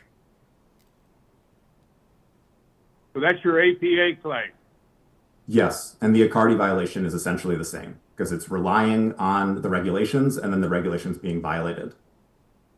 Well, I thought you just said the regulations did not violate it. It arose out of a practice. In other words, I have not been able to find a policy for a CARDI that has been violated. Nothing in Section 217 or in the statute seems to support a notion that the government was violating any one of those terms for your Cardi claim. You're attacking a practice that you contend is high-handed because ICE facilitates its removal process by being able to know where the non-citizen is when they're at the interview, and they use that to pick them up. But in terms of a policy, I asked you a couple of times where the policy is, and you keep talking about it's their practice, and I don't understand what the practice is. You say it's not uniform, that they don't do it for everybody, and then you agree that they do it on a case-by-case process. And then my question is, well, what governs those decisions? What if one person happens to be a pretty serious criminal and they target him? And what if the other person that they don't target happens to be somebody that has been here for a long time and paying taxes and is working? In other words, where is the policy that we're talking about in this case that supports an APA violation? I'm out of time. I'd really like to give a full response to that. Yes, question. please. Go ahead and answer. In the absence of a written policy or written action, the government should not be in a better position under the APA. And if this is only a problem analytically for Cardi, frankly, as a matter of constitutional avoidance, the court can affirm solely on the APA because it gives the same relief and it supports the declaratory judgment. But the government should not be in a better position if it can rescind a prior rulemaking by just enforcing it to the contrary. And it's not rescinding anything. It hasn't rescinded anything. It is executing removal orders by arrests at these interviews. Now, that's not rescinding anything. The effect is adverse to the non-citizen, and there is some question of how useful is the waiver privilege. But you're talking about a policy which we can't even articulate. The terms of the policy. I think that way of looking at this case renders these two final rulemakings entirely meaningless. And if we think about DACA, instead of rescinding DACA, the government could just remove DACA eligible participants and say, well, there's no new policy. We have discretion to remove anyone who's removable. And DACA, it doesn't matter that we enacted that. It's apparent and conceded that not everybody that attends these interviews is arrested. That's not the facts of this case. The facts of this case was that there was a 100%. You're saying 100. You're not arguing that 100% of the people that go to I-30 interview are arrested and deported. And then the question is, why? What is the basis for distinction? And I'm not sure what you're saying. What the policy is and what the government is distinguishing, but the privilege of a waiver is just that. It does not affect the removal order, and it doesn't reflect the fact that the arrests are being conducted to execute a removal order. It's undisputed that the government was removing people at I-130 interviews who are eligible for this process. They have a pathway to legal residency. The government has never disputed that. The government didn't even cite. Well, that's just a fact. That's just a factual question. It's a fact it shows a change in practice, and the government had to give an explanation under the APA. It had to be challenged for its explanations. It had to justify a change in policy, and that could be litigated as arbitrary and capricious or sufficient. The government could also have denied waiver applications. The one thing the government couldn't do is treat the last administration's rules as if they didn't exist and remove people contrary to them. And that's what happened here. All respectfully, right. I asked the court to affirm, and I thank the court for its questions. Yeah. All right. Thank you, Mr. Abrams. Ms. Lurakis? Yes, Your Honors. Thank you. 1252G, I did confirm Bowron was pre-Real ID Act. That is relevant because in Bowron, the court found an exception for a habeas case raising a legal challenge. And before 2005, 1252G did not clearly bar habeas challenges. After 2005, 1252G clearly barred habeas challenges. That gets rid of Bowron because Bowron only found that the habeas challenge was survivable under G because pre-Real ID Act, G didn't she didn't clearly deprive the court of jurisdiction over habeas challenges. So McCoy applies, not Bowron. 1252F1, this court can look at Judge Fuentes' dissent in Ali v. Decker. That sums up the government's position. We think the declaratory judgment is sweeping, broad, and violates 1252F1 under the dissent in by Judge Fuentes and Ali v. Decker. So the court can look at that, and also the Mendoza case from the Supreme Court. On the injunction, if this court finds that there's an issue, that the only issue with the government's practice here is the arrest at USCIS, the injunction is way too broad. If that's the APA, if this court finds that there's some sort of violation, which the government does not concede, because it all goes back to the mandatory language of the regulation that doesn't exist. But if the court thinks that that's an issue here, then the injunction is too broad, and the court has to reverse and vacate, because it doesn't just limit ICE's ability to arrest at USCIS offices.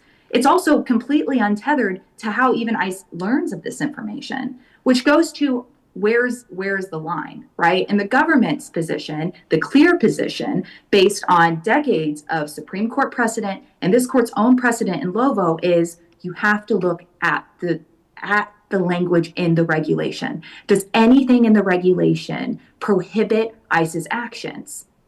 Does anything in the regulation have a prohibitory effect on ICE's actions?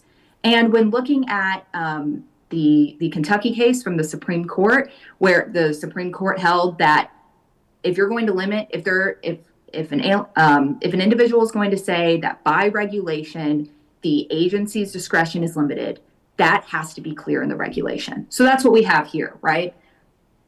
Does this regulation clearly limit ICE's discretion to take enforcement actions? It does not. In fact, when we look at the contextual clues, it does the opposite, right? Because in 2013, it says it doesn't give legal status, doesn't provide a stay, and it doesn't provide a stay. Then in the Form I-601A instructions that are still valid today, it says that you can't expect not to be removed from the United States. So I'm sorry. Yes. I'm sorry to interrupt, but I'm always an eye on the clock, so I apologize. So we've been debating sort of what is the policy, what is really happening here, and you may not be in a position to answer this question, but are you in a position to tell us whether the government is targeting people for removal based on the fact that they are in this process, or not?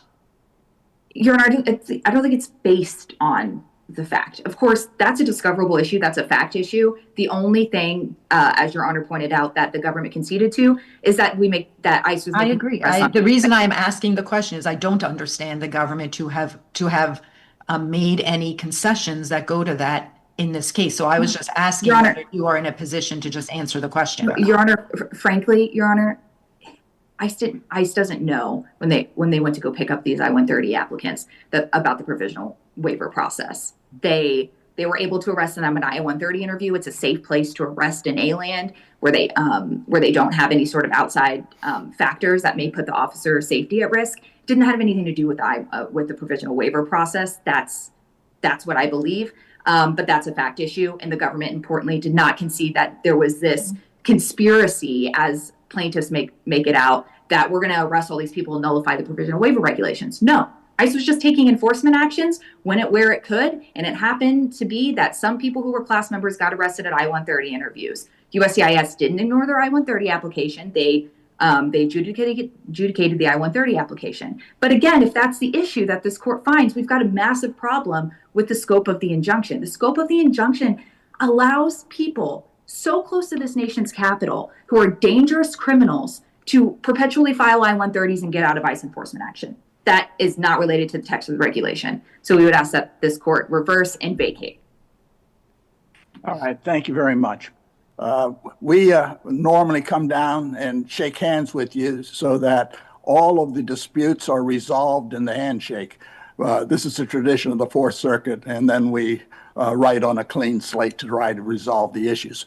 We thank you both for your arguments. We can't shake hands with you today except virtually, and we do so, and thank you for your arguments. And we'll take a short recess at this point. The clerk will adjourn court temporarily.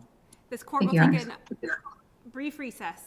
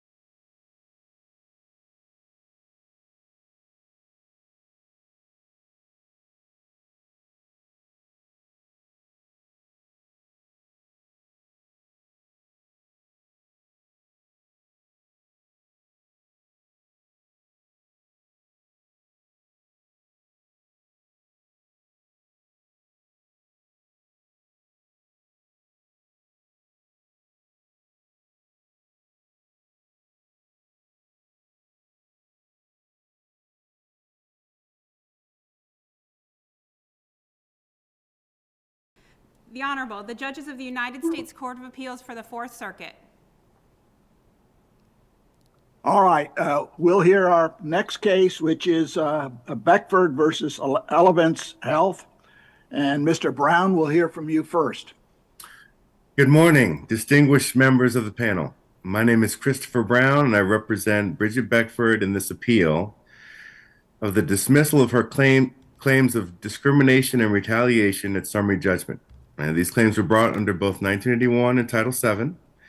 And the thrust of the appeal, the basis for the appeal, is that the district court misapplied the way the McDonnell-Douglas test should be reviewed. And in addition, and regretfully, not until my reply brief did I point out that I argued that the modified fourth prong wasn't correctly used by the district court, and that the fourth prong established by this court in Gessis should have been applied. And I've been so concerned about accusing a district court of being wrong on that kind of a point.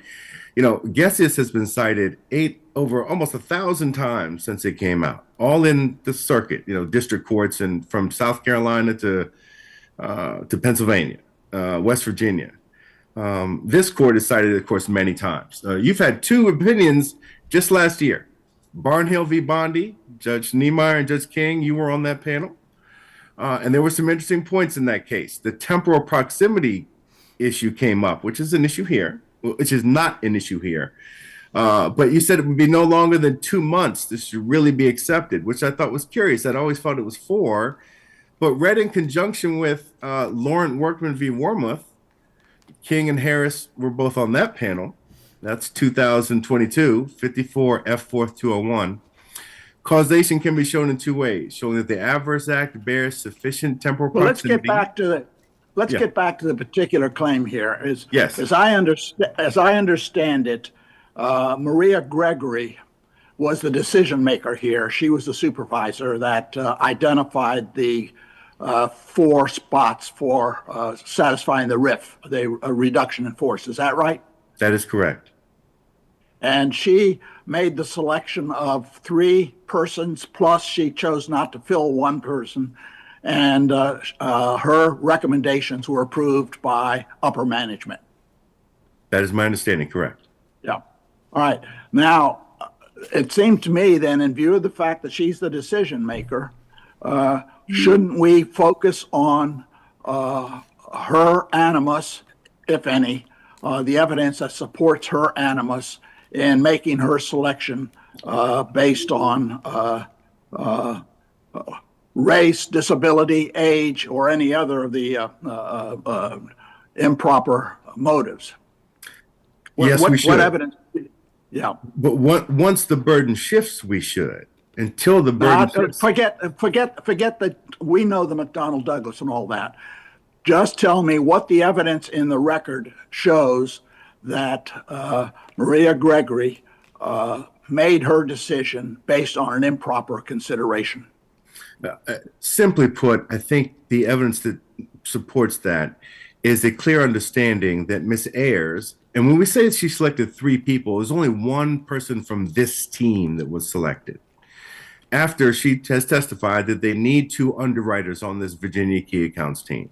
Nonetheless, there's this issue going on between Ayers and Gregory, where Ayers has engaged in behavior of which Beckford has complained, some of it being very racially discriminatory, allegations of certain language being used, etc. And she had in the past, Ayers, it had been founded that she engaged in the use of racist derogatory slurs towards minorities.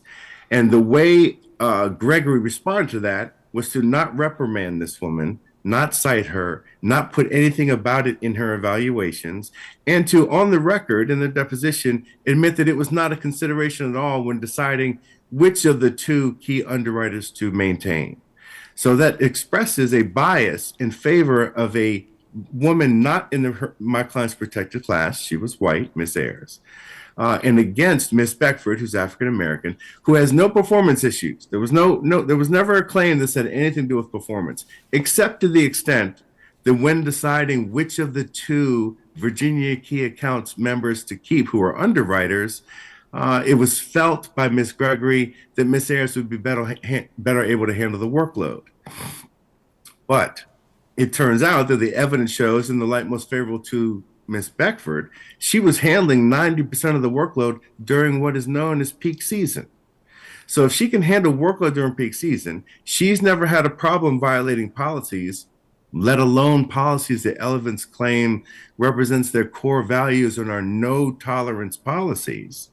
To ignore these transgressions by Ayers and the problems with her behavior and having violated these policies, never reprimand her for these policies, don't put anything about it in her evaluations, and don't consider it when making the decision between the two people to which one you're going to keep, would expose a bias in favor of Miss Ayers that would show that Miss Beckford's race or retaliation, depending on which claim we're looking at, was not looked at neutrally,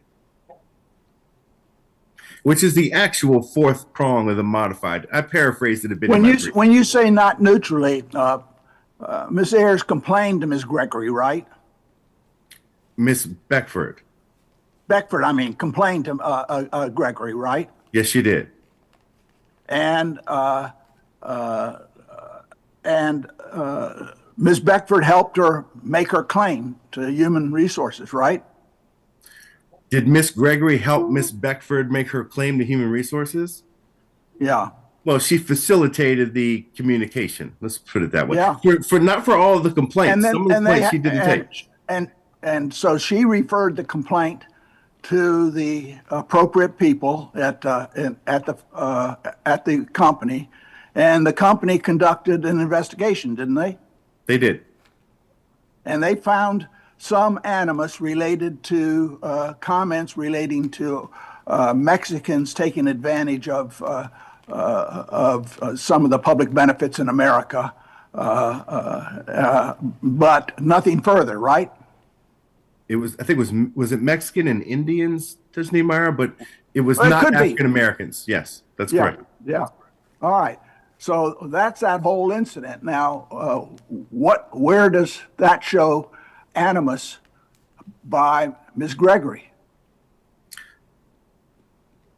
Well, I don't know that I have to show animus. I have to show that she had a bias in making her selection that didn't treat either her protected class or her retaliation neutrally or fairly. So did she have animus towards Ms. Beckford? I think that she discriminated against Ms. Beckford when she decided to keep the Caucasian woman, despite the fact that this woman had been found to have violated core policies of the company. So when you're looking at two people, one is in a protected class, one is not, and one person has violated your core policies and engaged in serious... Yes, Judge King. Worked decision maker, correct? I'm sorry? Worked for the decision maker. And Gregory was the decision maker. And she had hired Ms. Beckford. She had. That's the proud inference the appellees cited and the court cited. I thought you were challenging the validity of the RIF. I am. You haven't mentioned that. How's that supported? Whether there was it, you're saying the RIF was illegitimate? If we read a quote from Gessis at 220, Fairview contends that it had been considering the elimination of Gessis's position for 2 to 3 years before she was terminated, but there is no evidence in the record documenting the existence of a years-long evaluation of the need for Gessi's position. Similarly, in this case, they claim that this issue about a RIF had been discussed for almost a year, maybe longer, 8 to 12 or more months, and that they were unable to produce one email, one letter, one note discussing a RIF, which is a pretty significant issue within a company, a reduction of $550,000. There was something produced that had the year 2015 on it, I thought you said. It was the list of people that they were going to be RIFed, which had a date of 2015 at the bottom, which the appellees want to explain away. But my response is that's a jury issue of credibility of what their explanation is to be, the why it's dated 2015. And this was in when, 2021, 22? Yes, 2000. Is there any other documentary evidence of a RIF other than that 2015 record? The only other document is the packet given to Miss Beckford when she was terminated, discussing the RIF and we chose you and for these reasons. But like in guesses, those after the fact documents, the jury is free to find, as I argued, that of course, if you're going to say it's a RIF and you're going to terminate the person, you're going to come up with something to give her that says RIF. But they can't come up with anything that predates the termination, other than this list that's dated 2015, which is curious. That would support or corroborate a self-serving statement that this discussion of a RIF had been taking place for a significant number of months. And evidence that a reason is false is going to support the denial of the motion for summary judgment, to put it succinctly. Can I ask you just kind of a technical question? And I just assume purely hypothetically, for the sake of argument, I'm just trying to work my way through the case, that I think the district court's analysis improperly imported into the prima facie case analysis. It sort of took for granted the credibility of the proffered reason for the termination, and that in fact your client did make out a prima facie case of discrimination and retaliation. At that point, would I remand to the district court to consider a question, consider the proffered justification now with the burden on the employer and the arguments about pretext and whether in fact the real reason was discrimination or retaliation? Or do you think we should address that issue ourselves? I think this court would be in a position to remand the case, say the district court erred, and in fact say for an issue of judicial efficiency, make a determination from the record that there was sufficient evidence to rebut the non-discriminatory reason given by the employer for termination. Usually we would let the district court do that in the first instance. We usually let the district court go first. I understand. The court made really clear it wasn't getting to that issue. But that's fine. But we could.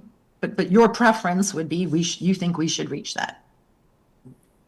My preference, so that we don't end up back here in 6 months or after this opinion comes out, were we to be remanded and say the district court erred in considering these statements by the employer at the prima facie stage and remanded it to find that a prima facie case was made, but to then engage in the shifting burden. I fear I may result back here with the district court's sentiments expressed in the opinion about the facts presented by the appellee. That would be my concern. But I'd be more than happy to go make that argument and try and persuade the court otherwise. An interesting point that came out in one of these cases was that in guesses. Well, why don't you bring that up on your rebuttal, okay? Sure, certainly, you're right. Yeah, okay. Thank you. We'll proceed to hear an argument from Ms. Hager at this point. Thank you, Your Honor. May it please the court, I'm Ashley Hager, and I represent Elevance Health, which was known as Anthem in this case. And this court should affirm the district court's decision to grant summary judgment on Ms. Beckford's claims of race, discrimination, and retaliation, because Ms. Beckford hasn't identified genuine issues of material fact in this case. Even construing all the facts in her favor, Anthem is entitled to judgment as a matter of law. But in construing all the facts in Ms. Beckford's favor, this court is not required to, and should not, may not, consider facts that aren't supported by record evidence or that have been disproved by the record evidence. And, a good example of that does involve this claim that Ms. Beckford continues to make, that she carried 90% of the workload during peak season. And in our briefing, we have pointed out that she is basing that exclusively on two documents that were not produced in discovery and that don't say what she says they did. And Ms. Gregory has explained that the documents were only a snapshot in time. One of the documents only shows that there were more quotes outstanding, that Ms. Beckford was behind in her quotes rather than the number of accounts that both Ms. Beckford and Ms. Ayers were handling. So we continue to try to knock down this straw man of an argument that that Ms. Beckford was engaged in, had a bigger workload than Ms. Ayers. But it's really irrelevant anyway. Excuse me, I'm sorry. The 90% figure, what's your number? Your Honor, our decision maker, Ms. Gregory, has testified that the workloads of the two individuals were roughly equal for two reasons. Number one, they each had their own territories they were supporting, and a number of accounts ebbed and flowed. But then also Ms. Ayers. Viewing that issue in the light most favorable to the plaintiff, what's the proper number? The proper number, I'm sorry, I don't believe there's a specific number because it does ebb and flow, and Ms. Ayers had additional tasks. She was not just handling accounts. So there's a dispute between 90% and 50%. There's a dispute of fact. There's a dispute of fact, but it's not based on any record evidence. It's based on documents that don't show what Ms. Beckford says they stand for. And on the other side of that is Ms. Gregory's undisputed testimony that the workload does ebb and flow, which Ms. Beckford also talked about in her deposition. But I have to emphasize as well that the issue of who had the greater workload was not one of the factors that Ms. Gregory considered in making her decision of who to let go. She only considered 4 reasons for the termination. And we've discussed those at length about who had the greater tenure. There's no dispute there. And Ms. Beckford admits that Ms. Ayers had 14 years versus her 2 years. Who had better performance? No dispute there. Ms. Beckford had meets expectations, but Ms. Ayers had exceeds expectations on her review. But they're the 4 reasons, and they all kind of boil down to job performance. And I thought one of the arguments about pretext, and I like to get your response to, although I'm not sure we should be getting to pretext, but one of the arguments is, well, they say, at least in the letter they sent to Ms. Beckford, when you decide who should go in a RIF, you're only supposed to consider performance as 50% of kind of your decision making, with 30% for values and I think 20% for where you are in your career path. And it seems like, by her own account, that's not what happened here. This was a case of sort of an employer not following its own policy on how to make this decision. And we usually have said that when you depart from policy, that's evidence from which a jury might infer there's something funny going on here. So how is that not an issue here? So a couple of ways. First of all, the document that Your Honor is referring to was the Older Workers Benefits Protection Act notice that was given to Ms. Beckford in connection with the RIF. And in that, it provides those 3 reasons that were considered for all the folks who were let go, 57 folks, I think it was the number. And so it does mention the skills and competencies required to successfully perform the job.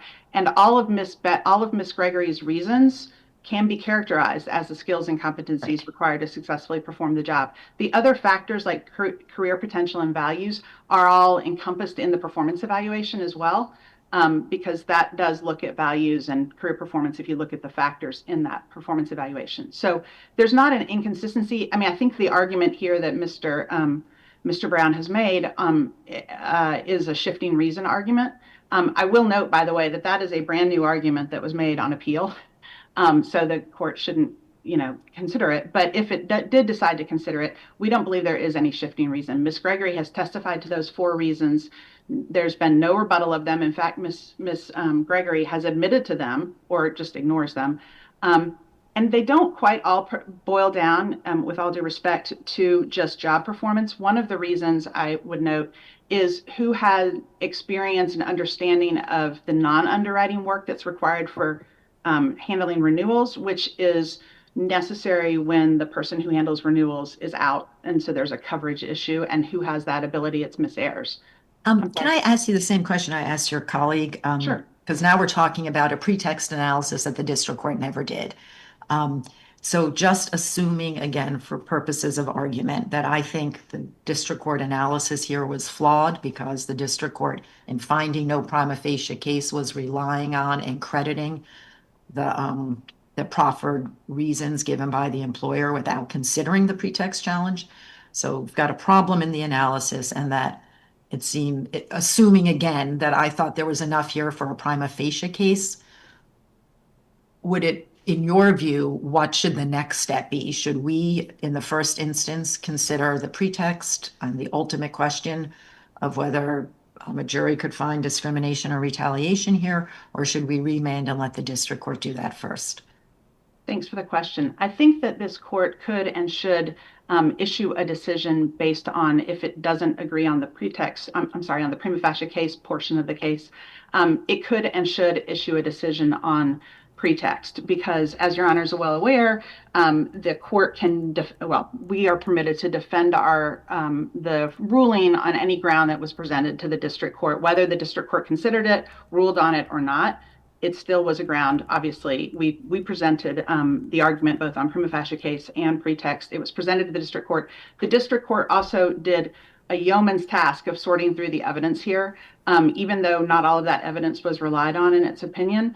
When you look at the facts in the memorandum of opinion, the district court very carefully sifts through and identifies some of the issues with these factual conclusory statements that Ms. Beckford made and parses through them and determines that there's no support for this one, or this one wasn't produced on discovery, or whatever it might be. So I believe that this court does have everything it would need to make a determination on a pretext decision as well as on the prima facie case. If I may, though, I'd love to just briefly address I want to ask you about this allegation of a riff. Isn't that a contested question of fact? Whether there was a legit riff, since you have a record that shows that you're dealing with a riff in 2015, which was 6 years earlier than this decision was made. It's certainly contested. It's an argument that Ms. Beckford and her attorney have made throughout this case, and I'm frankly flabbergasted by it because their argument that it's contested is not based on any record evidence whatsoever. It's based solely on. I just cited you the record that says 2015 instead of 2021 for the riff. Yes, Your Honor. So that's the only record, or do you have more than that? I'm sorry, I spoke over you. Could you repeat the question? Do you have other records that indicate something other than 2015? Yes, Your Honor. So several, many. So first of all, we do have the packet of information that was given to Ms. Beckford. It's very standard in these cases. It's a 30-page packet that goes through what happens in a RIF and what your benefits are and who else was impacted, with all the job titles and so forth. So that obviously is a document, whether it was created before her termination, obviously it was given to her at termination. And that certainly is one document that Ms. Beckford produced as well, not just Anthem. In addition, we do have the spreadsheet in question. So I'll get to the rest of your question in one moment on that as far as other records as well. But just with respect to that spreadsheet. So this is a spreadsheet that HR used and if you look at the full spreadsheet, it shows a list of all of the individuals who were impacted in the RIF, their demographics, the severance calculations. There's a lot of information in this RIF. It's sort of the master document that HR was using. Yes, there is a footer in that document when it's printed out that says 2015. I do not understand how Ms. Beckford can argue that in and of itself shows that this was a document that was fabricated. There's footers in documents, obviously, all the time. And especially when a form is used, it might have been an old form, but if it's an old form, it would be different if that footer had a date of 2021. The RIF took place in 2020 and the decision was made then. So it would have been different if that footer said, ooh, April of 2021.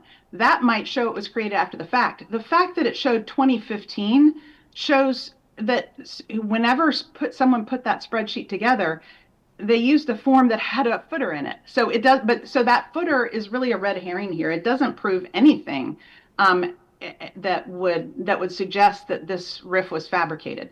But you're asked as well about other documents. Of course, with a RIF of this size, Anthem had numerous communications back and forth between HR and the managers who are making the decisions, and of course, there's a number of those documents. Mr. Brown likes to say that we have produced none of those, but the fact is that he never requested. Are you saying that the RIF involved more than the two individuals? Yes, Your Honor. The reduction of one job? It was beyond. So this was an organization-wide RIF. The portion of the organization that Ms. Beckford and Ms. Ayers are in, that there were 57 people terminated as a whole. Within Ms. Gregory's department, she terminated 4 people, got credit for 2 people who had moved out. Within the sub-department that Ms. Ayers and Ms. Beckford were in, the Virginia underwriters, it was just Ms. Ayers and Ms. Beckford, and Ms. Beckford was selected. Hopefully that clarifies that. But it was one of those two. Yes. You're saying. She made the decision that she would eliminate, Ms. Gregory made the decision that she would eliminate one of the 2 Virginia underwriters. Yes. But of course, there were a number of documents with that support the RIF. Mr. Brown never requested those in discovery. If he had, I'm sure he would have produced a copy of the discovery request that said, "Show me every document explaining that there was a RIF." That wasn't responsive to any question that he asked. It wasn't responsive to the initial disclosures. We produced the documents that went to the issue of why was Ms. Beckford terminated? And that was the spreadsheet. And then obviously the testimony from Ms. Gregory. We also had our 30B6 witness testified about this RIF. So it's far from the case that there is nothing to support this RIF. There is undisputed testimony from Ms. Gregory and Ms. Thompson, our 30B6. Ms. Beckford was told that she had a RIF. And all of these arguments about, oh, there's an old date in the footer, don't create a genuine issue of material fact over whether the RIF even existed. So hopefully that addresses your question on that point. I do think it's important to note as well that because I should also point out that whether a RIF existed or not doesn't really go to the issue of the 4 reasons that Ms. Gregory testified to as to why she decided to terminate Ms. Beckford instead of Ms. Ayers. Those reasons are undisputed and really unchallenged. Several of them Ms. Beckford doesn't even challenge. And then in addition, Ms. Beckford hasn't done anything to link the decision to show that there was some evidence that Ms. Gregory was animated by a racial animus or a retaliatory animus, which this is a case involving disparate treatment. Well, Mr. Brown has to show. I'm sorry. What weight, if any, was given to the racial remarks made by Ms. Ayers? Right. Yes, the investigator found that Ms. Ayers did make one comment about Mexicans, something to the effect that they were leeching off of the system. There was also evidence of other remarks, were there not? There were complaints of other remarks. Ms. Beckford complained, and those were brought to the decision of Gregory's attention. Ms. Beckford did not share the details of what she was claiming about Ms. Ayers' comments with Ms. Gregory, but she did bring the details of those to the associate relations, the HR investigator. And those were all investigated by that investigator, who happens to be Black, and he only substantiated the one comment about Mexicans. And as I believe Judge Niemeyer was alluding to earlier, there is nothing in that shows any kind of a racial animus towards Black people or towards Ms. Beckford particularly. So this argument that Ms. Gregory failed to use of the N-word and flying or using a Confederate flag emblem or a flag surely don't show much neutrality. But, Your Honor, with all due respect, those were not substantiated by the investigator. Can you, what does that mean exactly? Does that mean the investigator found it didn't happen? The investigator did not conclude that it did happen. Right, but just couldn't say one way or the other. Yes. Right. From Mrs. Gregory's perspective. Do I understand that as far as this record's concerned, there's no imputation of that information to Ms. Gregory? As a matter of fact, Ms. Gregory continually assisted Ms. Beckford, and Ms. Beckford continually wrote loving emails to her, trusting her and complimenting her as a boss and so forth. It's hard to find that the decision maker, who that evidence is not even imputed to, it was a claim that she referred to HR, and she didn't even know the details of it. She just assisted the claim go that Ms. Gregory had any animus in this kind of thing.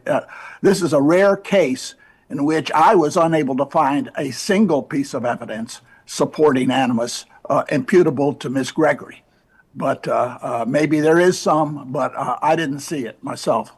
No, Your Honor, obviously that is exactly our position. Not only did Ms. Gregory file those complaints on Ms. Ayers, on Ms. Beckford's behalf, so that shows she didn't have an animus based on complaints. She also hired Ms. Beckford and fired her, so that shows that she didn't have an animus based on race.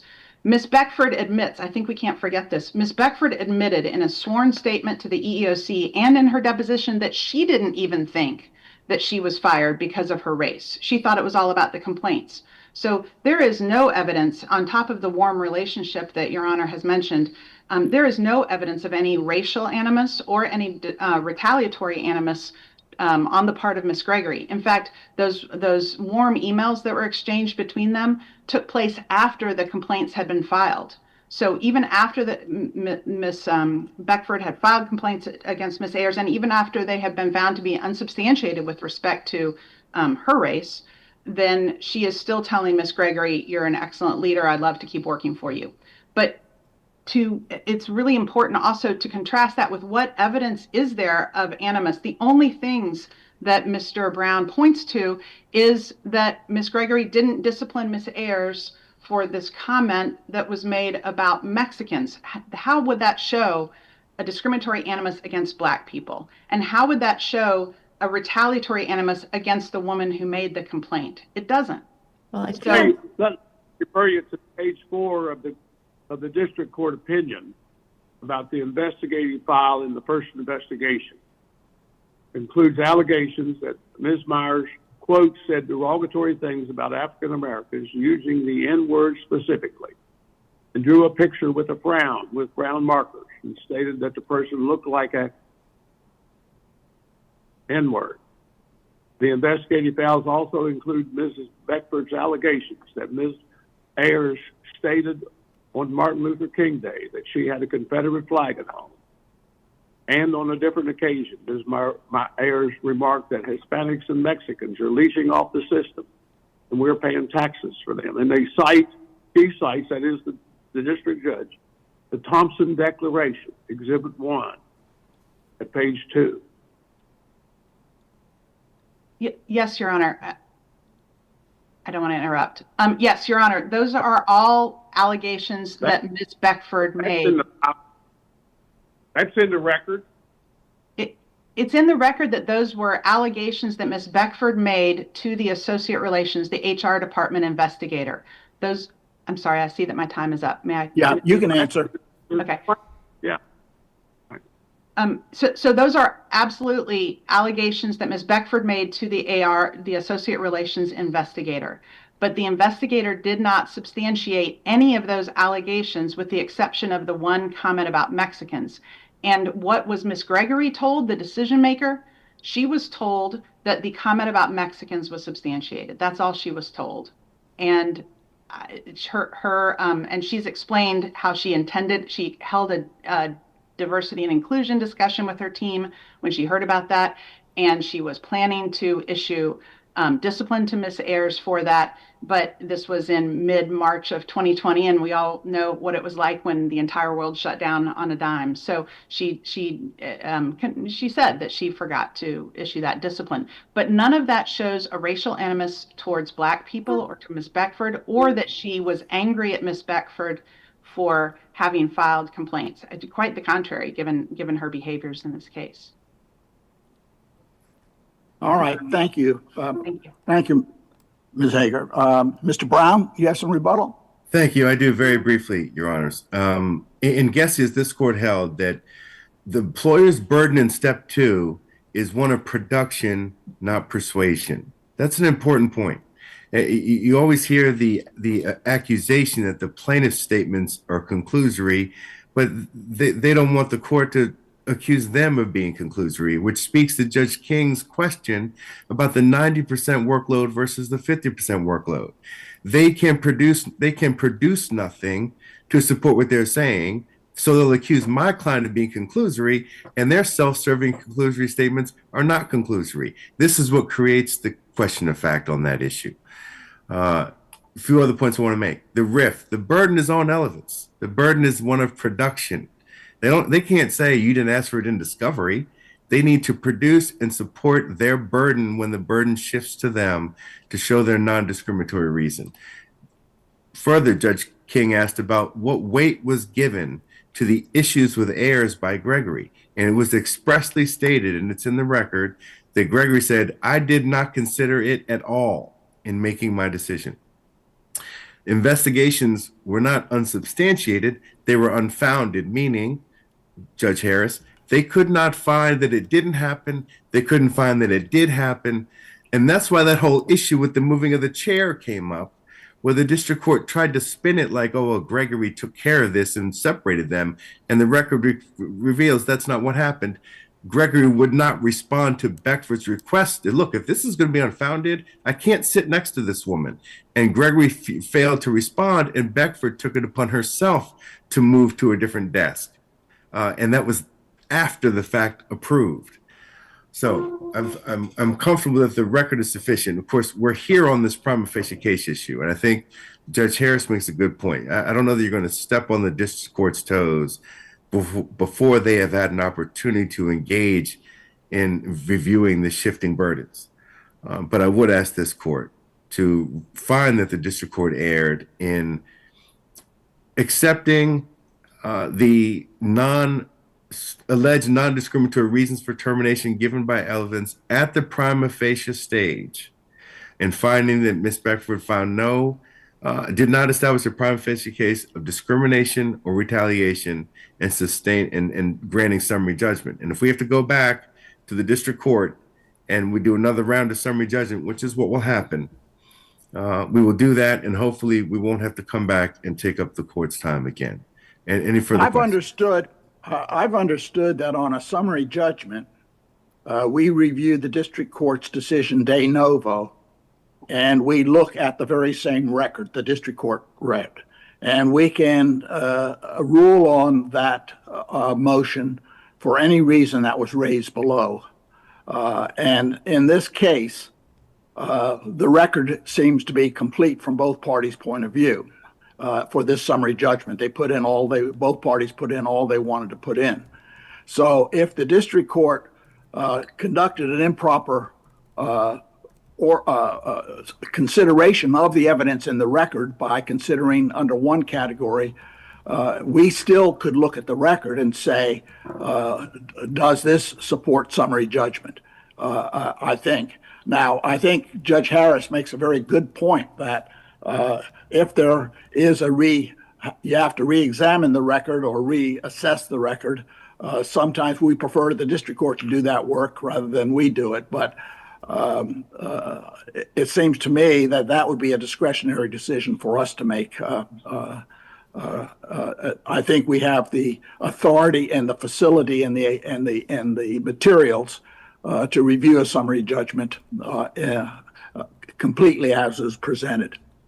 Don't Judge you? Niemeyer, I agree. In my experience, the court refrains from doing that. For example, in Wayne Jones versus City of Well, Martinsburg. that might depend on the record, right? It may Right. depend on the record, and every record's different, and we would have to, I think we should have to assess that. But I just wanted to explore with you, and I gather you agree that the scope of our task, we can either send it back or we can look at the record ourselves de novo and decide whether a summary judgment was appropriate or not.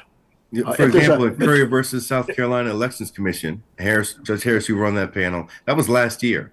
They found that the district court used the wrong standard. It said the termination was for no other reason than retaliation, as opposed to but for. Now, in that case, the court held it didn't result in the employee being held to a higher standard. In this case, I believe it did prejudice my client. The fact that the burden shifting wasn't done properly because the alleged non-discriminatory reasons given for the termination, we never got to a point where we're allowed to say, well, what about this evidence of pretext? Now, if it's in the record, yeah, but see, the burden shifting in a summary judgment is merely analytical. It's the Supreme Court has observed that. I mean, it's a strange phenomenon. At trial, there's a burden shifting and who go to production and proof and all this other stuff. But when you're on a summary judgment, it's an analytical gate. And if the analysis is wrong, you still have the same record. That's my whole point, is that our facility to review this is greater than at a trial when it's sequential, and that therefore evidence may not have come in, or somebody didn't step up and produce evidence. Here, all the evidence is in the record, and we can analyze it, or we can have the district court do that for us. It seems to me. I agree that would be up to the discretion of this panel. Yeah. All right. Anything further? Nothing further from appellant. Okay. I have. Judge King? Judge King, do you have a question? No, I just made a comment. I said we could send it back for a trial if we decided to do that. I see. If there were a material question of fact, then we'd send it back for a trial. Exactly. Thank All you. right. At this point, we would come down in the court and shake your hand and invite you for tea or whatever we could to keep the harmony of the judicial system. In this context, we can only do so virtually, and so we thank you for your arguments and wish you have a fine day. We'll proceed on to the final case of the day, Goldman.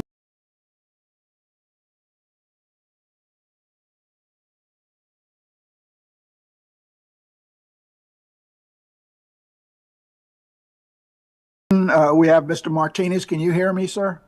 Yes, I can, Your Honor. All right. And Mr. Bartholomew, can you hear me? You're muted, but that's okay. You can stay muted. I saw your hand. I can hear you, Your Honor. Yeah. Oh, okay. All right. We'll begin with this argument, and Mr. Martinez, we'll hear from you first. Thank you, Your Honor. Good morning, and may it please the court. The Supreme Court has made clear that arbitration agreements should almost always be enforced. That's true even for federal statutory claims, unless there's a clear and irreconcilable conflict between arbitration and the statutory scheme at issue. There's no conflict here, and so plaintiffs' claims for money damages should be arbitrated. I'm sorry. I have so many questions, and I'm hoping you can help me. Just at the very beginning with the premise that if there is this clear conflict, what happens? So the preclusion test that everybody is quoting is that if Congress has evinced an intent to preclude a waiver of the statutory right at issue, then there's a conflict. But then the second step is, and therefore the court has discretion as to whether to enforce how can that be? If Congress has evinced an intent to preclude a waiver of the statutory rights at issue, where does the discretion come from? I'm just right at the first step. I'm so confused. I think that's a good question, Your Honor. I would say two things. First of all, we're really focused on the first step. We think there's no inherent conflict here, so you don't even have to get to that. I do think you have correctly stated the well-settled precedent from this court and that all the courts have said, which is that if there is an inherent conflict, then there's discretion. I think it's a good question, and it's not totally clear to me why such discretion would exist if it's true that there is in fact a categorical conflict. Right. It may be that language comes out of decisions where the intent of Congress was not to categorically preclude arbitration, but rather to grant such discretion. In which case, of course, if Congress is granting the discretion, fair enough, then you would have that. But our argument doesn't really turn on that because. Well, I know, but I'm just trying yeah. to get my hands around this kind of two-step thing. I I'm had the trying to same figure question. out what we're doing when we get to the discretion stage. But sorry, go on. No, I think it's a fair question. I think our perspective is you shouldn't get to the discretion stage because there's no inherent conflict here. And I think that's the most sort of important point. I do want to just to kind of roadmap a couple things that I want to cover at some point or another in my presentation. I do want to talk about why the inherent conflict test is hard to satisfy under the Supreme Court precedent. I want to talk about how arbitration is fully consistent here with the purposes of the code. I want to talk about the relevant precedent from this court, the Second Circuit, and the Supreme Court. And then finally, I want to just emphasize why we don't think arbitration here poses any threat to the automatic stay or to the bankruptcy court's ability to police stay violations. And just to start with the test, I think the key thing that comes out of the Supreme Court's decisions over and over and over again, including most recently in the Epic Systems case, is that this test, although it does allow for a conflict to be established through purpose, it's a very tough test to satisfy. In Epic, the court called it a heavy burden. It said it would be a stout uphill climb.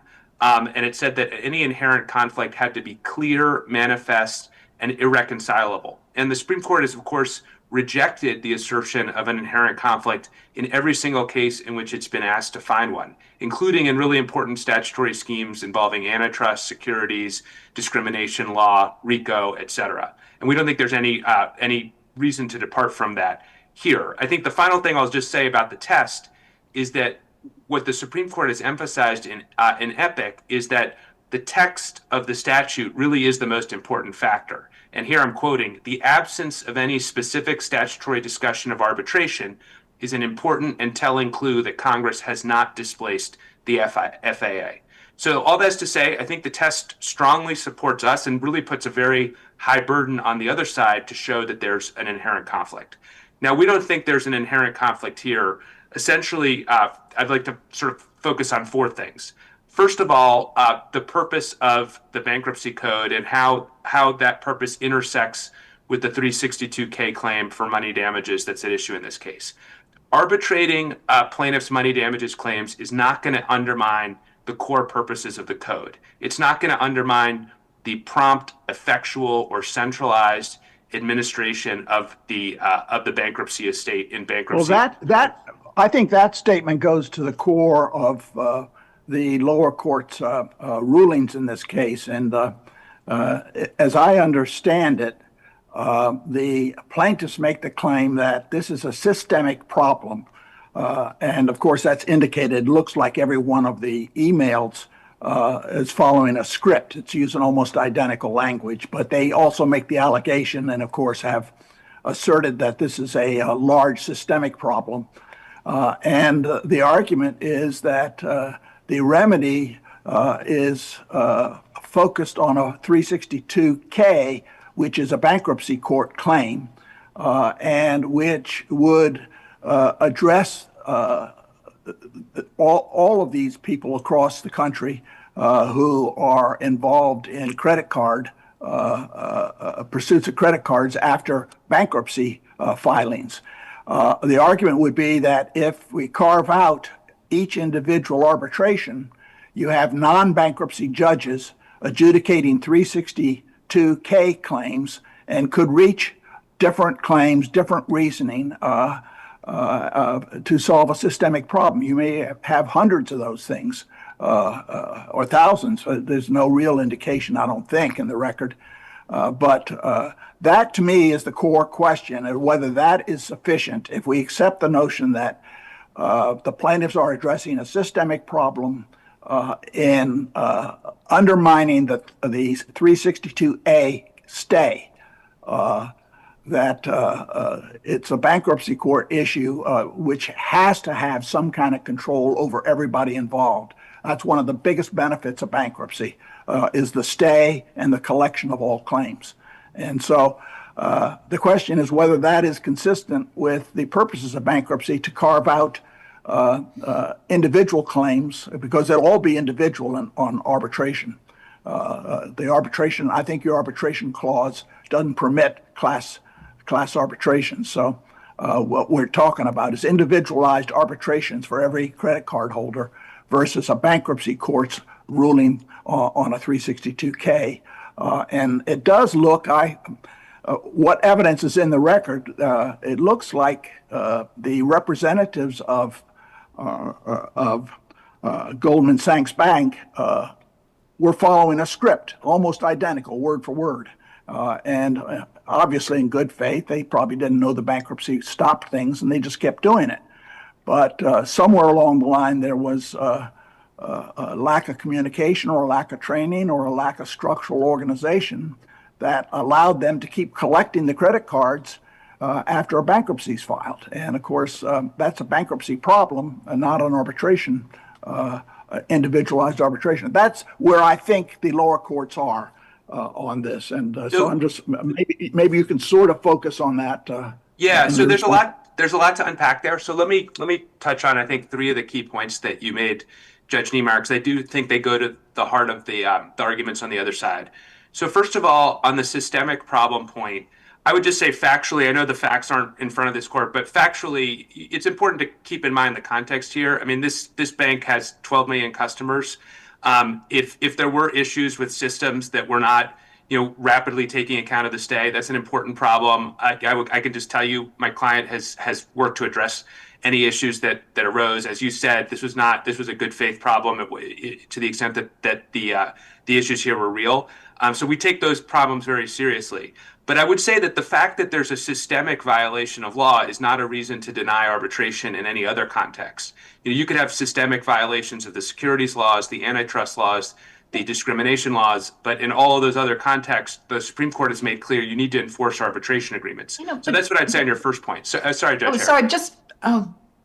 I hate to cut you off, but I totally understand what you're saying about all of these other cases, but it does seem to me that bankruptcy is a little bit different. I mean, the bankruptcy code is an unusual statute in that the main point is to funnel all the claims into one forum. That is just not true of something like, Title VII. And so I think you really do run into this. I think the reason where you see lower courts finding the inherent conflict is almost always with respect to the bankruptcy code is because of this kind of inherent tension between a statute that is designed to consolidate and centralize claims in one forum and then arbitration, which is kind of the opposite. You privatize all the decision making. So let me sort of touch on that in the course of responding, yes, I think, to some of the other points that Judge Niemeyer made. I think the second thing I would address, that I think touches on your point as well, Judge Harris, the assumption that we need to have one global solution here, really, that's a version of the argument that we need a class action to solve this problem, because it's a systemic problem and it needs to be solved by the bankruptcy court. That's a little bit of a misstatement that we need one solution. The statement is it's a little bit like the asbestos cases. We need to collect for judicial efficiency and for consistency, judicial consistency in a bankruptcy court, which has that power. There's a 542G ruling, which is at its peak in this type of thing. So I think so the question here is whether all these credit card holders who are getting the very same message can be resolved in one bankruptcy proceeding. The class action, of course, is allowed in bankruptcy, but the bigger issue is the channeling of claims into one location coupled with a stay. But Judge Niemeyer, that's actually not what's being alleged here, because what's being alleged here is a class action that would channel all sorts of different bankruptcies that are happening all over the country and have the alleged stay violations in those. God knows how many bankruptcies are happening all over the country, and it would have them be decided by one bankruptcy court who's only presiding over one bankruptcy, which is Brown's bankruptcy. And so that is actually the opposite of, I think, what you're suggesting in the asbestos context, where you have all these claims that are put in one bankruptcy because it's the company that's allegedly responsible for the asbestos problem that goes bankrupt. Here, it's just different, and this is why I think the class action question that's being, the solution that the plaintiffs come up with is, oh, we need a class action to do this. That sounds a lot like the arguments that the Supreme Court has rejected over and over again, where they've rejected the idea that because a class action mechanism would be more efficient and would be a way of giving relief to a lot of people all at once, that's a good reason to avoid arbitration. We would also say here, by the way, the arbitration agreement would apply even if this wasn't in, even if the case was proceeding in district court. We don't think it could proceed as a class action. But I want to hit on the other point that both of you, your honors, have made, which is essentially that this is bankruptcy and therefore it belongs in bankruptcy court.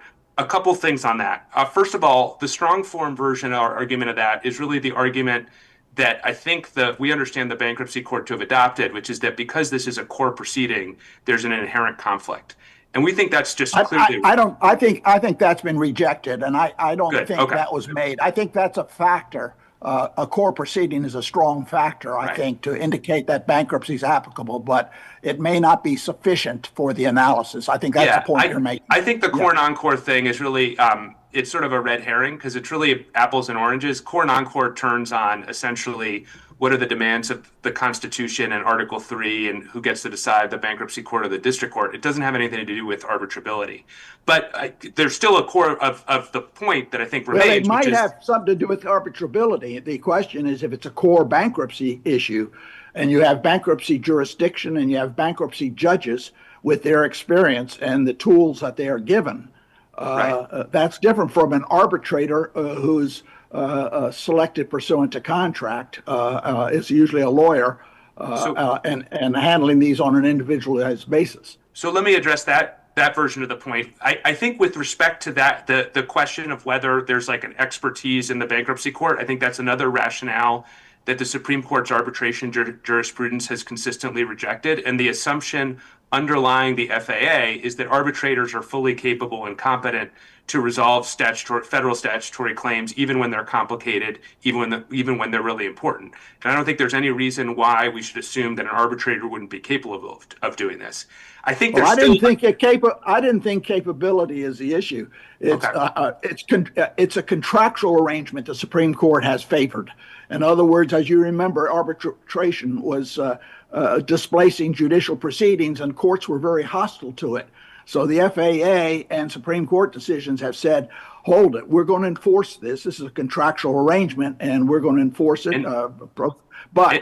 Has the court ever said that arbitrators have as much competence as a bankruptcy judge on bankruptcy matters? I don't know that they've said that specifically in the context of arbitration, but they've absolutely said that as a general matter with respect to all sorts of other really tricky statutory schemes.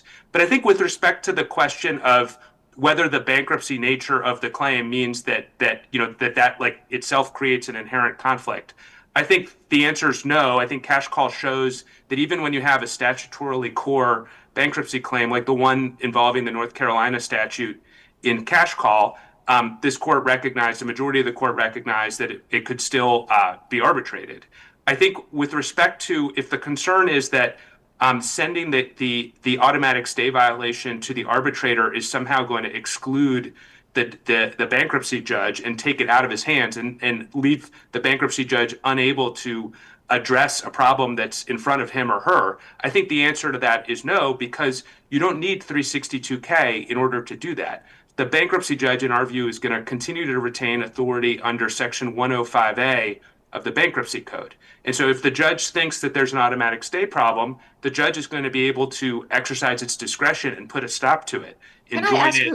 Just practically speaking, I was sort of struggling with that idea of, say this claim goes to arbitration and the arbitrator says there was no violation of the stay. Wouldn't we say then that no court could come out the other way without it being a collateral attack on the arbitration? No, Your Honor. So that was an issue that was discussed in the Supreme Court's Dean Witter Reynolds case at 470 U.S. 222. The court strongly hinted that preclusion would not apply.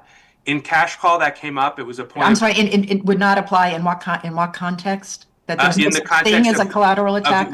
when you have an arbitration ruling, whether that arbitration ruling would be preclusive in a district court matter where the district court matter is looking at the same issue in a context that is not arbitrable.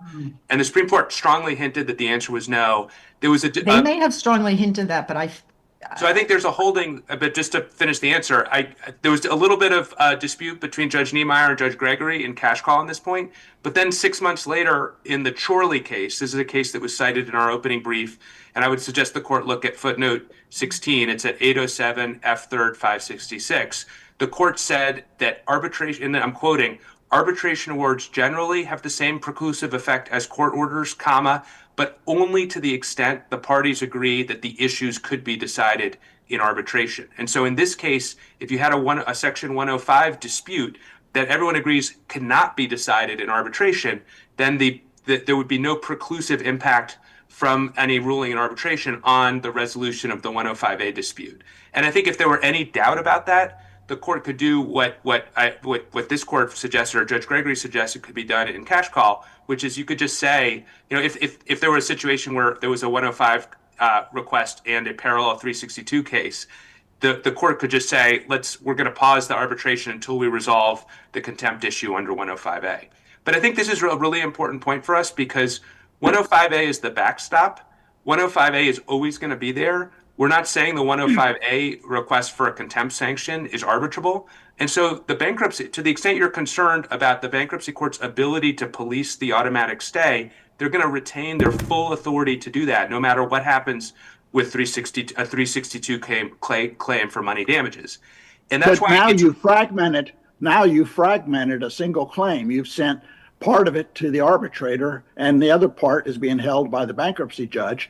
And he's policing the arbitrator, and he has to police all these hundreds or thousands of claims, potential claims. We don't have a class action, but we could have a class action here because there is a systemic challenge. No, I don't think you could have a class action in one bankruptcy court where a bankruptcy judge sitting and adjudicating Ms. Brown's bankruptcy could issue a contempt sanction about alleged violations of other automatic stays in other bankruptcy cases across. No, I agree with you. I agree with you. So but now you would have the fragmentation of that issue, though. In other words, the bankruptcy court, just assuming in this case, I don't know if that's, I know you would have reasons for not, but assuming this is a class action, this court's adjudicating the two claims in this case, two parallel claims, and a class action. And all of a sudden we start having these bankruptcy decisions across the nation, which are either in conflict or in tension or not stayed or whatever. But Your Honor, that's the system Congress. So a couple comments on that. First of all, here we don't have two claims, so I don't think there's a fragmentation concern. Even if you did have a fragmentation concern where the same issue was going to be looked at in an arbitration on the one hand and in a bankruptcy court case on the other hand, that's exactly the situation that you had in cash call, where the same issue, the validity of the loan, was going to be resolved by the bankruptcy court in the context of the declaratory judgment claim, but then by the arbitrator in the context of the North Carolina statutory claim.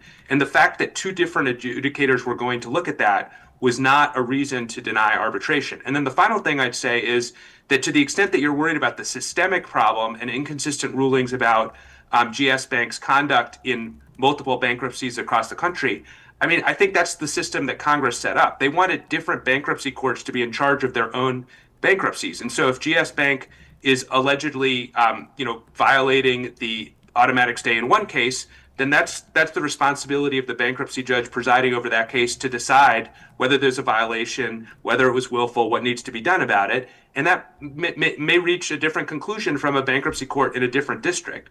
So I think the premise, which is that you need to have one global solution here, the premise of that sort of suggests that the right way to think about this problem is that we need a class action to resolve contempt sanctions. And that's just not the way the system works. I think the Second Circuit case that the other side cites, the Belton case, which is not an automatic stay case, it's a discharge injunction case is really good on this. The end of the opinion explains why it makes very little sense to think about class actions being an appropriate mechanism for 105A contempt proceedings.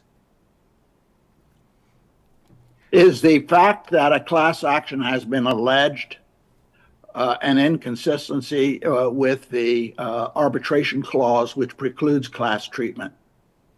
I think that the class action allegation is absolutely inconsistent with the arbitration agreement. I think both because if it went to arbitration, you couldn't bring the class action. We think the class action waiver applies even if you're not in arbitration, although I assume the other side would have a disagreement with us. But more importantly, we think the class action allegation here is inconsistent at a theoretical level with the whole theory of the other side's case.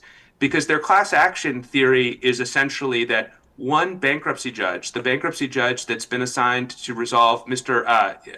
Brown's bankruptcy, is supposed to resolve all of the alleged violations of the automatic stay in countless bankruptcies across the country. That's their theory for class action. But at the same time, their theory is that the reason this can't be arbitrated is because it's really important for the bankruptcy judge to be in control of the particular bankruptcy in front of them. So those two things are inconsistent because they're trying to take away from other bankruptcy judges in other courts resolving other bankruptcies the ability to adjudicate alleged misconduct by GS Bank. And so I think that's a problem. And again, the Belton case from the Second Circuit points that problem out really nicely at the end of its opinion. Can I ask you just one question that I guess touches on this class action thing? From the McMahon case in Mitsubishi, it seemed like one of the questions we would be thinking about in considering the inherent conflict question is whether Section 362K is mostly about compensating people when there's been a violation of the automatic stay, or whether it's mostly there as kind of a policing mechanism to help enforce the automatic stay. That's the analysis the Supreme Court does in those cases.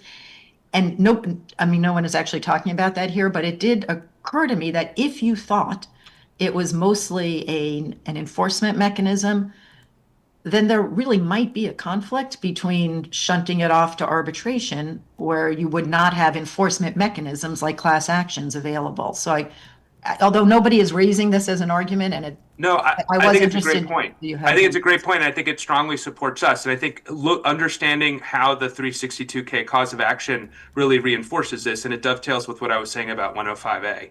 So the way to think about this, I think, Judge Harris, is that 105A is the enforcement mechanism. It's the mechanism that allows bankruptcy judges to enforce their orders and enforce things like the automatic stay. That was the case before 1984, when that was the only way you could enforce the automatic stay violation. It continues to be the case now going forward. Courts all the time are invoking 105A as the enforcement mechanism. And it has to be that way in part because most circuits think, for example, that a corporation does not have a cause of action under 362K.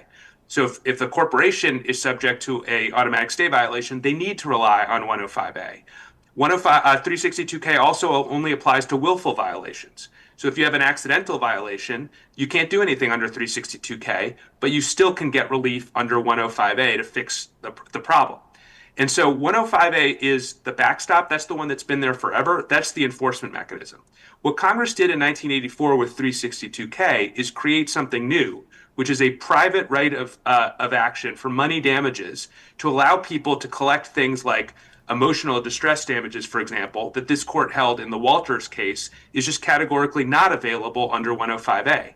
And so the purpose of this is compensatory. And that's why it says you shall award actual damages, and then in some cases, punitive damages. That's the purpose of this right of action. And it looks a lot like any other statutory cause of action, private cause of action for damages that we would all agree would be arbitrable in the ordinary course. And that's why it's important to recognize, though, we're not saying that we don't think this is the policing function. We think the policing function and the policing authority of the bankruptcy court inheres in 105A, and that authority persists even when a claim is arbitrated.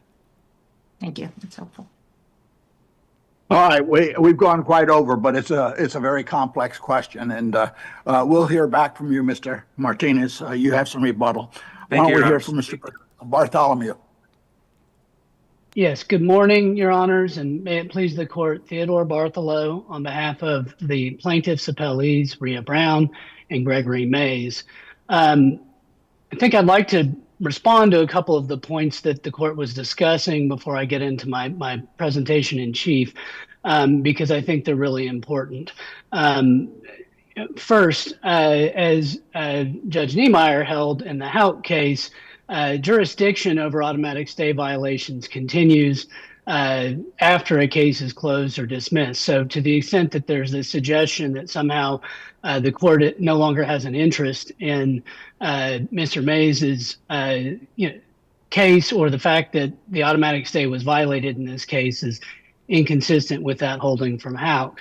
Well, let me tell you, let me raise a question with you about this that's been troubling me.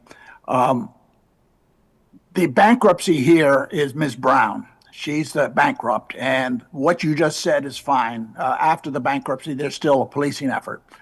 My question is the channeling concept of the bankruptcy code usually is to protect a debtor from multiple claims all over and to pull them in. And I just use the asbestos thing as one example where they pulled everybody in. And the bankrupt in those cases was a corporation that had asbestos claims, or many asbestos claims. Here, the corporation is not in bankruptcy. What we have is an individual in bankruptcy. And the question, and so there's no real channeling of claims here. There's only one claim. It's her claim under 362K.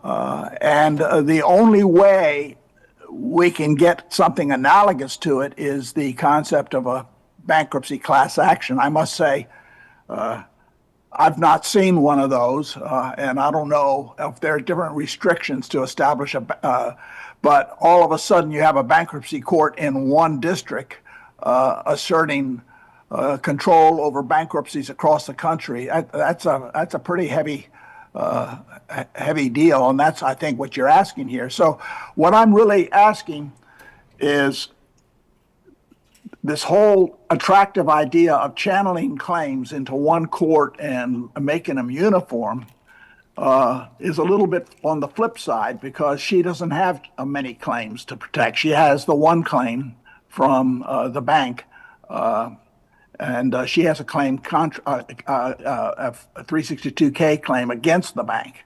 Why couldn't that just as well be adjudicated in arbitration?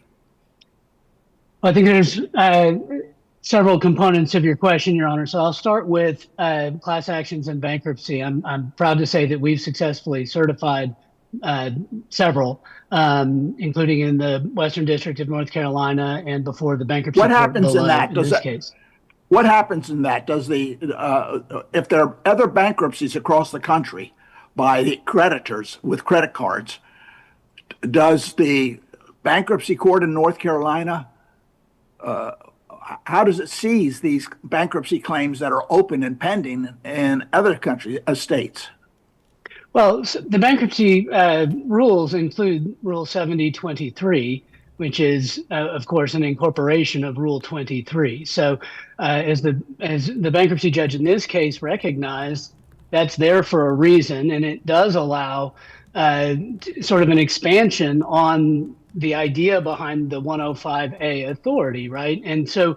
Well, I know, but you have a bankruptcy court in Nevada that's open right now and handling a credit card claim against the bank, against... the question is, without a multi-district litigation mechanism, how does the district court or the bankruptcy court in North Carolina seize that case away from the court in Nevada?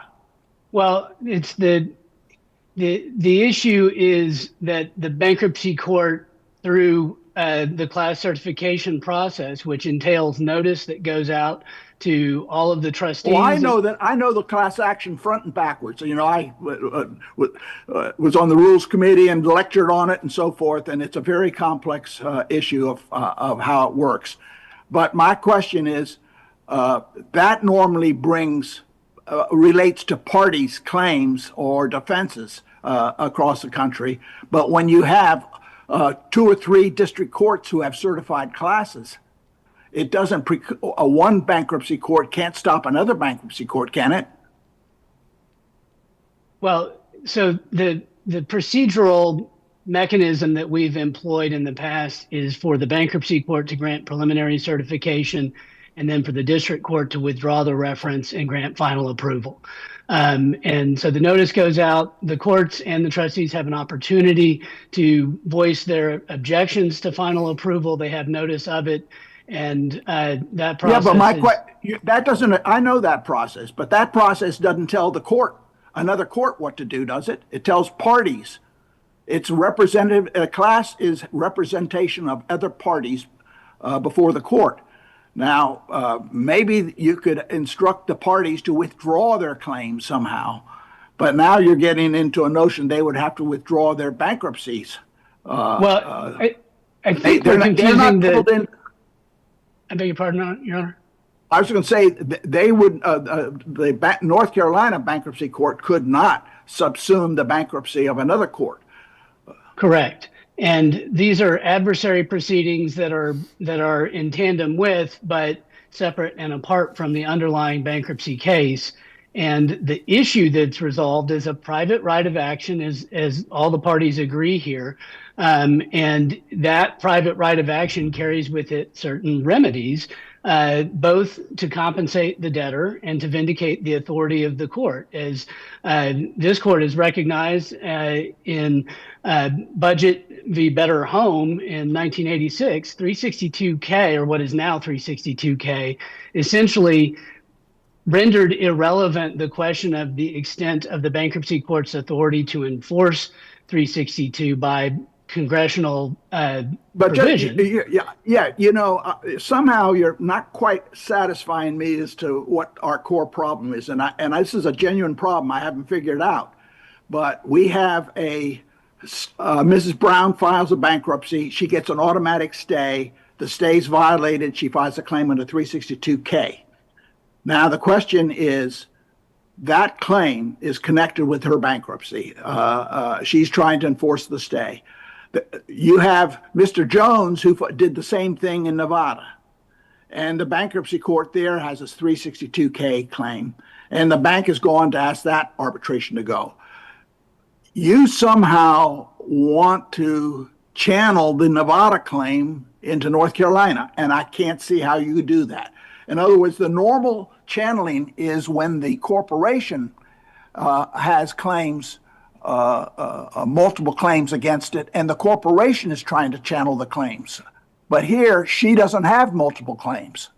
She's making one claim on her own behalf, and she's making it on behalf of others, but the others have already chosen bankruptcy in other places. Yeah, Your Honor, I think that the thing that maybe I want to make sure I'm understanding is this, which is the cause of action has accrued in, however many hundreds or thousands of cases around the country. It has not necessarily been asserted in most of them. And in fact, that's part of the problem with this particular type of issue, is because it's persistent and it degrades the purpose of the stay. But because of the dollars involved, it's rarely, in fact, enforced. And so in the instance of, conflicting or parallel litigation, I think that would be an easy opt-out for the debtor in that case. If they wanted to continue pursuing their litigation, they can continue pursuing their litigation and not be brought into this class case, just like any other litigant can opt out of participation in a class and pursue their own individualized claim. So we don't see that as being a real barrier to the issues here. But we think the other point, though, that I think is implicated by the court's question is sort of this parallel between the contempt authority, which certainly when 362 was first passed in 1978, it was without a specific remedy provision. And so its enforcement depended entirely on the court's contempt authority based on the order for relief that's effective upon the filing of a bankruptcy case. Congress recognized that that created inefficiency and inconsistency because contempt remedies are not always interpreted the same in all jurisdictions. And in fact, the Belton case that counsel has cited today, and the Crocker case and the Fifth Circuit and others have recognized that in the context of a traditional injunction, courts are limited to simply resolving the issues that are before them. But by creating a private right of action, Congress essentially transformed that regular contempt authority into a statutory cause of action that it entails the punitive remedy, which is there not to compensate the consumer or the debtor, but actually to vindicate the authority of the court over the process itself. And certainly there's no reason why the bankruptcy court in this case can't consider the impact. Should this become a matter that is certified as a class of the system-wide practices, which, again, we've alleged and the bankruptcy court recognizes have occurred over a period of years in spite of numerous other lawsuits having been filed against Goldman Sachs. The practices have continued. They, even in the face of being informed directly by telephone, they said, it's not our job to call your lawyer, it's your job to pay your debts, right? So there's an institutional sort of absolute unwillingness to heed the requirements, the statutory requirements of the automatic stay that the bankruptcy court, upon the filing of a bankruptcy case, is charged with protecting, right? And so the process that Goldman contemplates is one that, as the court has recognized, completely privatizes, hides, fragments, and deprives the bankruptcy courts themselves, either individually on a class basis or on each individual basis, from being able to actually regulate the practice of Let me ask you this: creditors before. Do we have any cases where Section 362K claims have been arbitrated? Cases where they have been arbitrated. Counsel for Goldman has identified a handful where the 362 claims were compelled to arbitration. Nobody would know if they were ever actually arbitrated because the arbitration occurs confidentially. Has any court held that because it's a 362K claim, it should not be arbitrated? Yes. In fact, several courts in the Fourth Circuit have so held, including, I'm sorry, just a moment, Your Honor, including in Lucas v. Mickens, that's Maryland, 2004, 312 Bankruptcy 559, Videsh v. StarTech, 300 BR 244, Little v. Career Education Corp, 610 BR 558. That's from 2020 from Judge Waits. And, there are numerous out-of-circuit opinions that have also, from the bankruptcy court perspective, agreed that, in fact, both in putative class actions and individual cases, that arbitration is incompatible with the purposes of the code. I would point especially to Brown v. Mortgage Electronic Registration Systems, 354 BR 591. That's from Rhode Island in 2006. And in that case, what's the justification of these court? What's the justification? Set aside the class action. I'm having some troubles with that right now, and I'll have to think that through.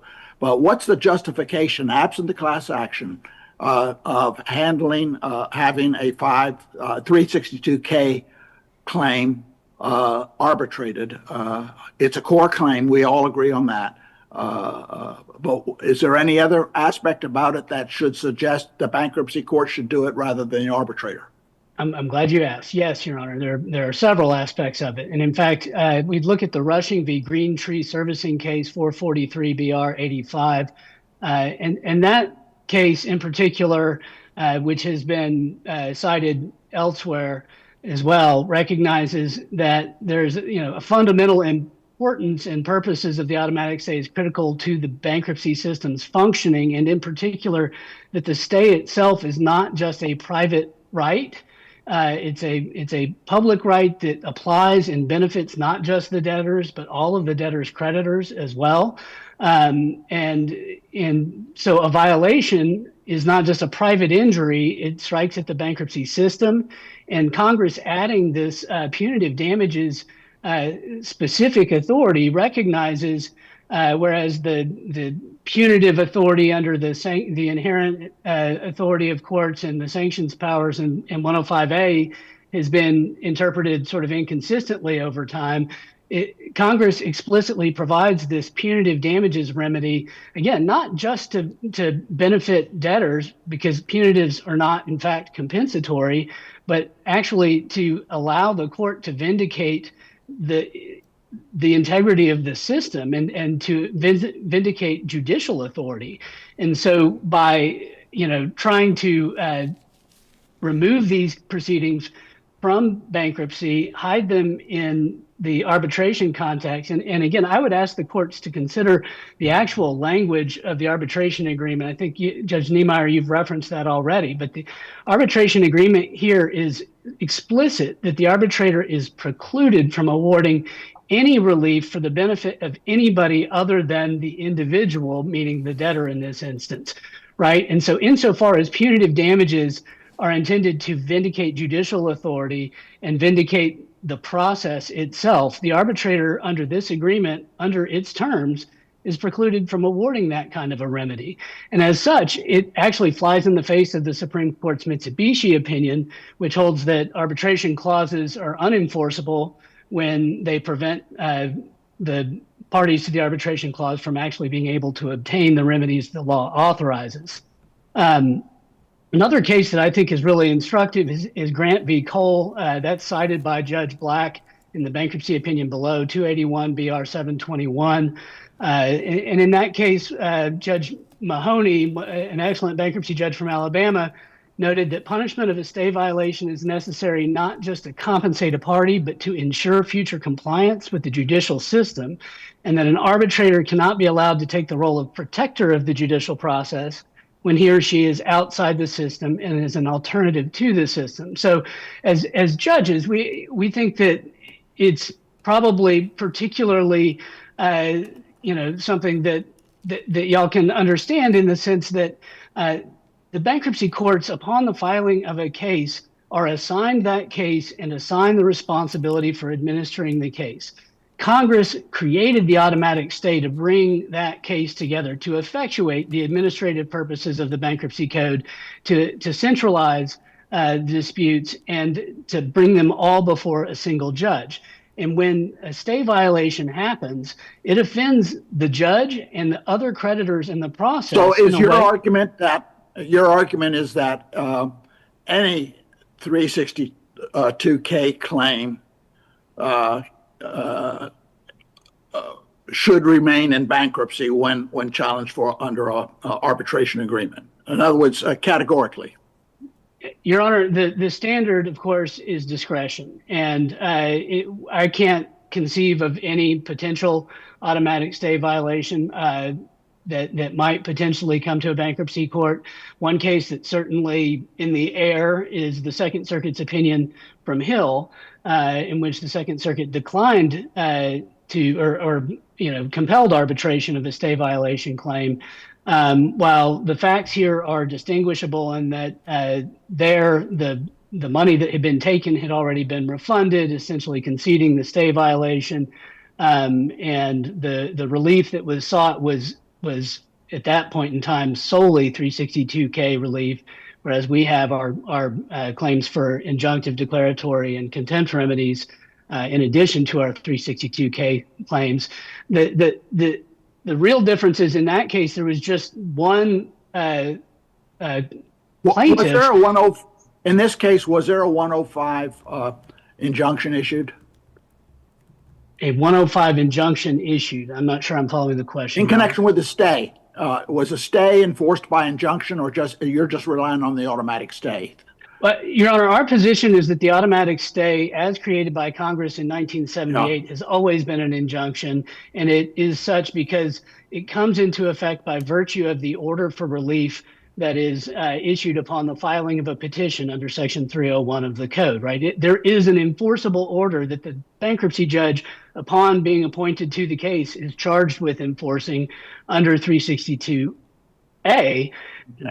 And so it's still an injunction. It's just granted this private right of action, which allows us to distinguish this case from the cases that hold that discharge injunction violations, for example, are not cases that can be litigated on a class-wide basis. We have quibbles with the reasoning behind those cases, but it essentially is that the discharge injunction are separate, discrete orders issued by the courts. Of course, they're orders that are compelled by the statute, and they're form orders that are uniform. But nevertheless, those cases indicate that the only way to enforce the discharge injunction is through inherent authority, and as injunctions in an ordinary sense. And here we have an explicit private right of action that does allow this to be enforced outside of the injunctive remedies. And we actually think that the Budget v. Better Homes case from this circuit reflects this court's judgment that that was Congress's decision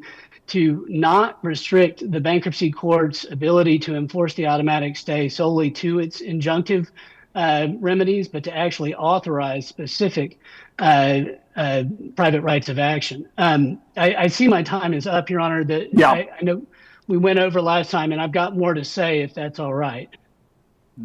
Well, while we, I think we understand your position, and why don't we go back to Mr. Martinez at this point? Mr. Martinez? Thank you, Your Honor. Just a couple points to hit in rebuttal. So first of all, I think with respect to the question about whether other courts have adjudicated the question of 362K going to arbitration or not, my friend on the other side went straight to the district court decisions. He left out a bunch of the district court or the bankruptcy court decisions. We cite them at pages 33 to 34 of our brief.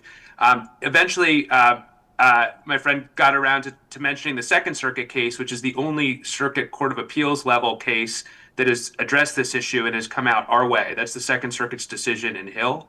And so I think that you would create a circuit split if you ruled, if you rejected the Hill theory and you agreed with the other side in this case.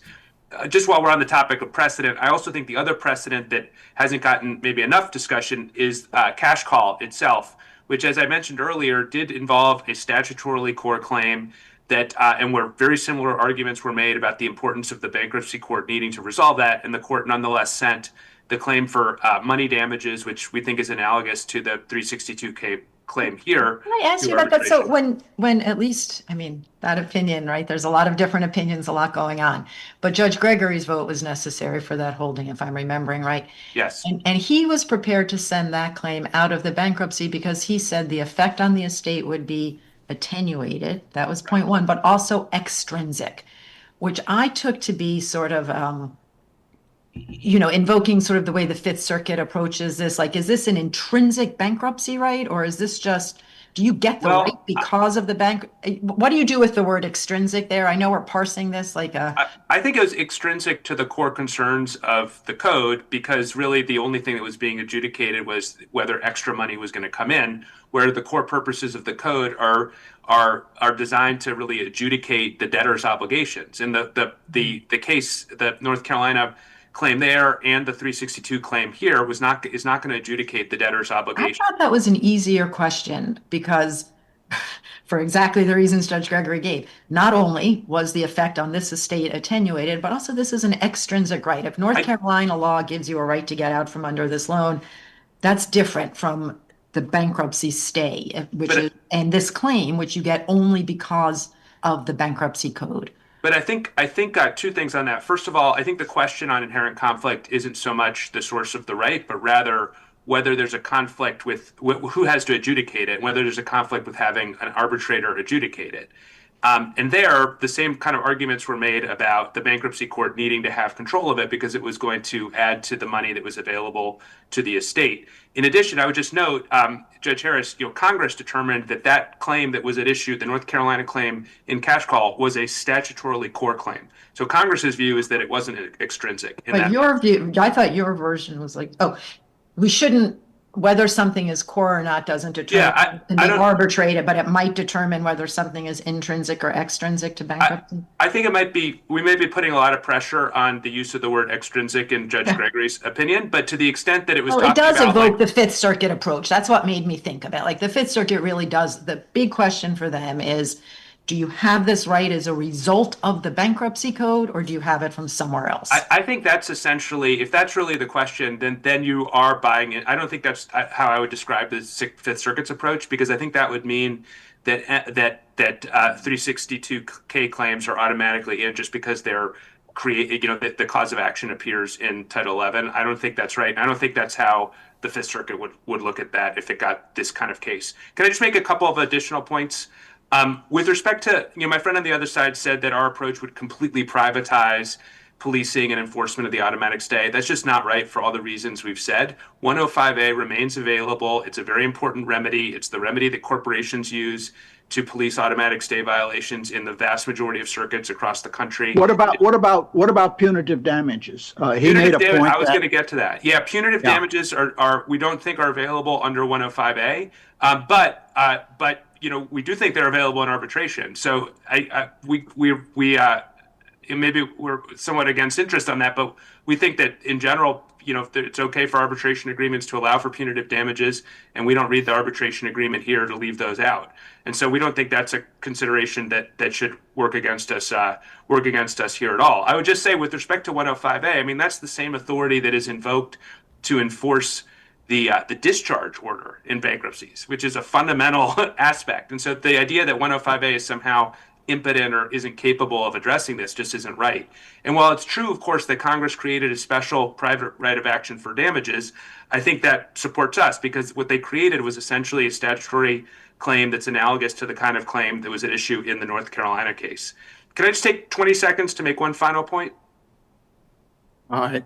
20 seconds. 20 seconds. The last thing I'll say is I think the discussion about channeling was interesting, and at a policy level, you raised, Judge Niemeyer, a lot of important points, but I just want to remind the court, the inquiry really here is one of statutory interpretation. Is there an inherent conflict between the purposes of the bankruptcy code and arbitrating these claims? And is that inherent conflict clear, manifest, and irreconcilable? I think the understandable confusion on all sides and the complexity of these issues suggest that there is no clear, manifest, irreconcilable conflict between the two statutes, and we urge you to enforce the arbitration agreement. Thank you, Your Honors.